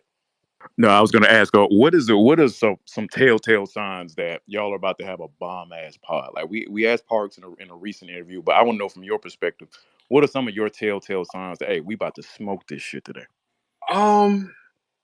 It just be in the air, man. I can't even. We could just feel it. We walk in there certain days, and you just know, like it's just the way everybody walk in, the time everybody walk in, the energy everybody walk in with. We already know we got a good list of shit to talk about. Like, not even to talk about, but it's just certain shit that all right, put it this way, because when we get our list of what we're gonna cover for this episode or whatever, it'll be all right, yo. We gotta get through some of, like, the energy we don't want to talk about some of this shit. I'm just gonna keep it a buck. Some of this shit be like, I don't care. But when it's something that we all walk in the door and we damn near begging to pod, there's been times where we gotta scream out, everybody shut the fuck up, because the camera's not on yet. Shut up, stop talking. Stop talking. Yo, you go over there, you go over there.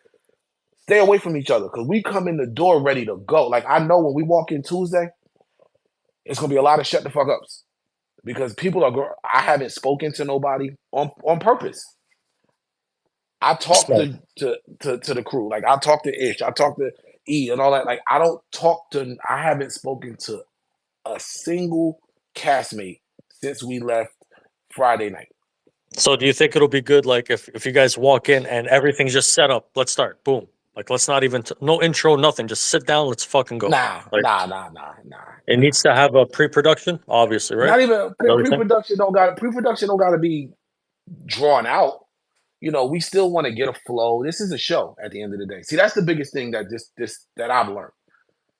This is still a production. This is still a show. We still have to put a curated product together.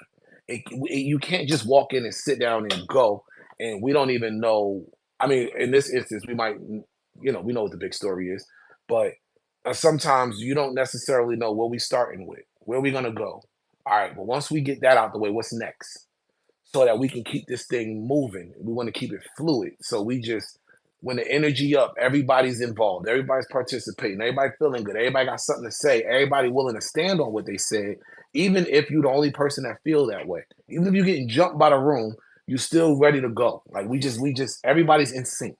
It's like one band, one sound type of shit. Everybody playing they instrument and this shit just sounds amazing and we just going. When you feel that, some of them shit you just walk in and you can feel the magic already. Some of them will be finished recording or we'll get through an episode and look up and realize how early it is. That's when you know you got a smoker too. We be like, God damn, wait, we did all of that and it's only, oh yeah, we at what? We'll take a break, check the time. Yo, what time we at? Hold up, we at 2 hours and 20 minutes already? It felt like we just started. Oh yeah. Time's flying, huh? Got that conditioning going. Time's flying, like Dash said. But then there's other times where we'll take the break and it's where we at? 45 minutes. Word? That's it? This shit felt like we've been here for 2 hours already. Like, well, it's all about the topic. It's not. It's about the flow. Because there's days where amongst us, I can't say how it's received from y'all. Some of our best feeling pods, we ain't had shit to talk about. And we'll just get in there, just start talking.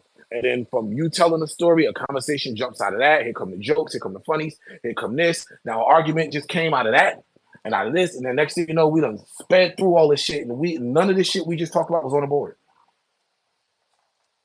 I'm not gonna lie, those Patreon episodes where Joe's kind of had some quick banter, like, hey man, I ain't write down shit. This is a zero production pod. This is some run and gun type shit. Those have been some of my personal sleeper type of episodes where y'all just kind of improvised the entire episode, but it was all great. Like it showed y'all's raw chemistry in real time in those episodes. And see, that's what it be. It depends on what you're looking for. You know what I'm saying? Some people want to come there and hear us hit topics and subjects and hear what's going on with this, that's what they're here for.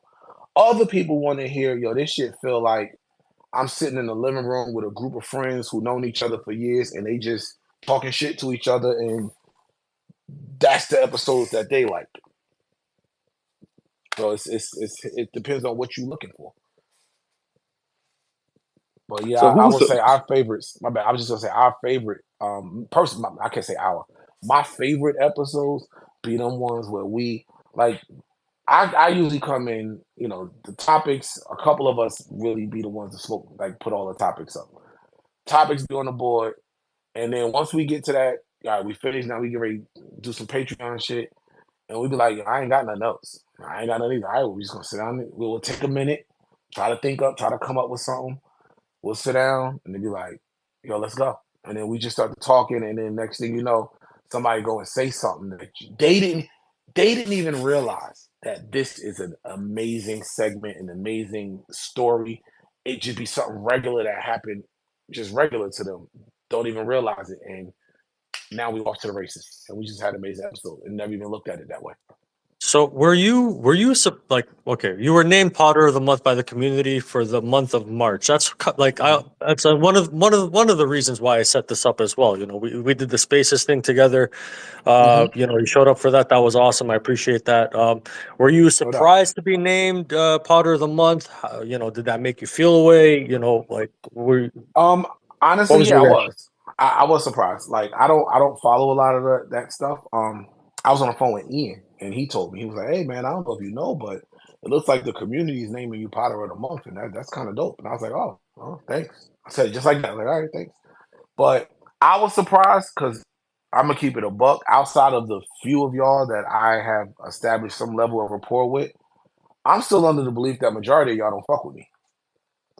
So that's where the surprise came from. Like, wait, me? I never thought that I would get any type of accolade or anything from the community at all. The Reddit don't fuck with me. This is just my thoughts. The Reddit don't fuck with me. The community don't fuck with me. Like I went as far as it got to a point where, I try to look at it from the other side. I understand. Like when I came in there with the little mini docket, people thought I was telling the fans to suck my dick, and I would never say that. I was telling certain folk who were super entitled and just felt like they deserved every aspect of everything involving us. And when they don't get that, they have something slick to say. I was We telling know. those folks that. I was only Oh talking to yeah, them. we got the clarification. Yeah, we had a very good idea on who the fuck you was talking about. Yeah, it was a certain select. It wasn't one in particular, but it was a little corner of people. So but people that rubbed a lot of people the wrong way, and that went against the rules that have existed for me since Twitter, which is don't react. But The Charlamagne that rule. was clearly a reaction, clearly. But I just felt like I needed to go in and do that one time. So I understood how, oh, we don't fuck with this nigga, fuck him. And now because what happens once you react, the target intensifies on you because now if we made you react, we just gonna make you do it again. That was my whole thing on Twitter. The worst thing you could ever do to me was react because now I got you. And now I felt like whenever I felt like making you react, I could do it again. So that's how I'm viewing it. I'm just like, all right, I already know what this is. Like, they don't fuck with me and they're gonna go out of their way to make sure that because they want to get another one of those from me and it'll just validate whatever they're saying. So I understood. I just kept my distance. I was like, yo, at this point with Twitter, you follow if you're a member of the community, all the tweets pop up on the page.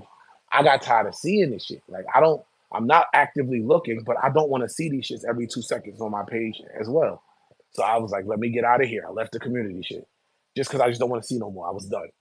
I stopped coming into the spaces because I just didn't want to deal with the shit no more. I left a lot of it alone. But the shit just kept popping up. Like, I don't know which one of y'all in here actually runs the JBTV community Twitter page, but I hit one of them in the DM. And I was like, yo, whoever it is. And I was like, yo, no disrespect, because I didn't want it to come off the wrong way. I really didn't. But they kept tagging, like, anytime somebody said something, even if it's some bullshit about me, in In case you case missed it, missed it, yeah. at officially iced. I'm like, my nigga, you don't have to tag me. Like, I'm cool. I appreciate it. I love what y'all do because I don't want it to be taken the wrong way, but I don't need you to tag me to say, hey, look what this nigga just said about you. I don't Hey, care that much. I will. we'll let them know. We'll let Yeah, them know for yeah. you. The No, no, person that no, run no, the no. person I the person already, that runs that page. I feel like you Uh, should know who was doing I that. don't, I Like, don't want to know though. I Juicy, really don't enough. want to know. Hey, I don't want to know, okay, honestly. Honest to no, God, because it's not that big a deal to me. So I okay. really Well, don't want to know. in the event that that person makes themselves known, I will let that person tell their story. In Yeah, regards to if they and, decide to and we out. tight. Like even when they hit me and was like, "Yo, you part of the month," da, da, da, I was like, "Yo, cool, good looks." Yo, they will respect. Yo, can we tag? I was like, "Yo, bro, you can tag." It was just that I just didn't need. I'm cool. Like I don't have a beef with nobody in the community. I fuck. You see, I'm still going in there shouting out the community on the pod, shouting out the Yeah, Discord, shouting out. Like I really fuck with. I think this shit is so dope. A bunch of people that are just thank you. came together and really built something just off of being fans of the product that we put out. How can you not support that?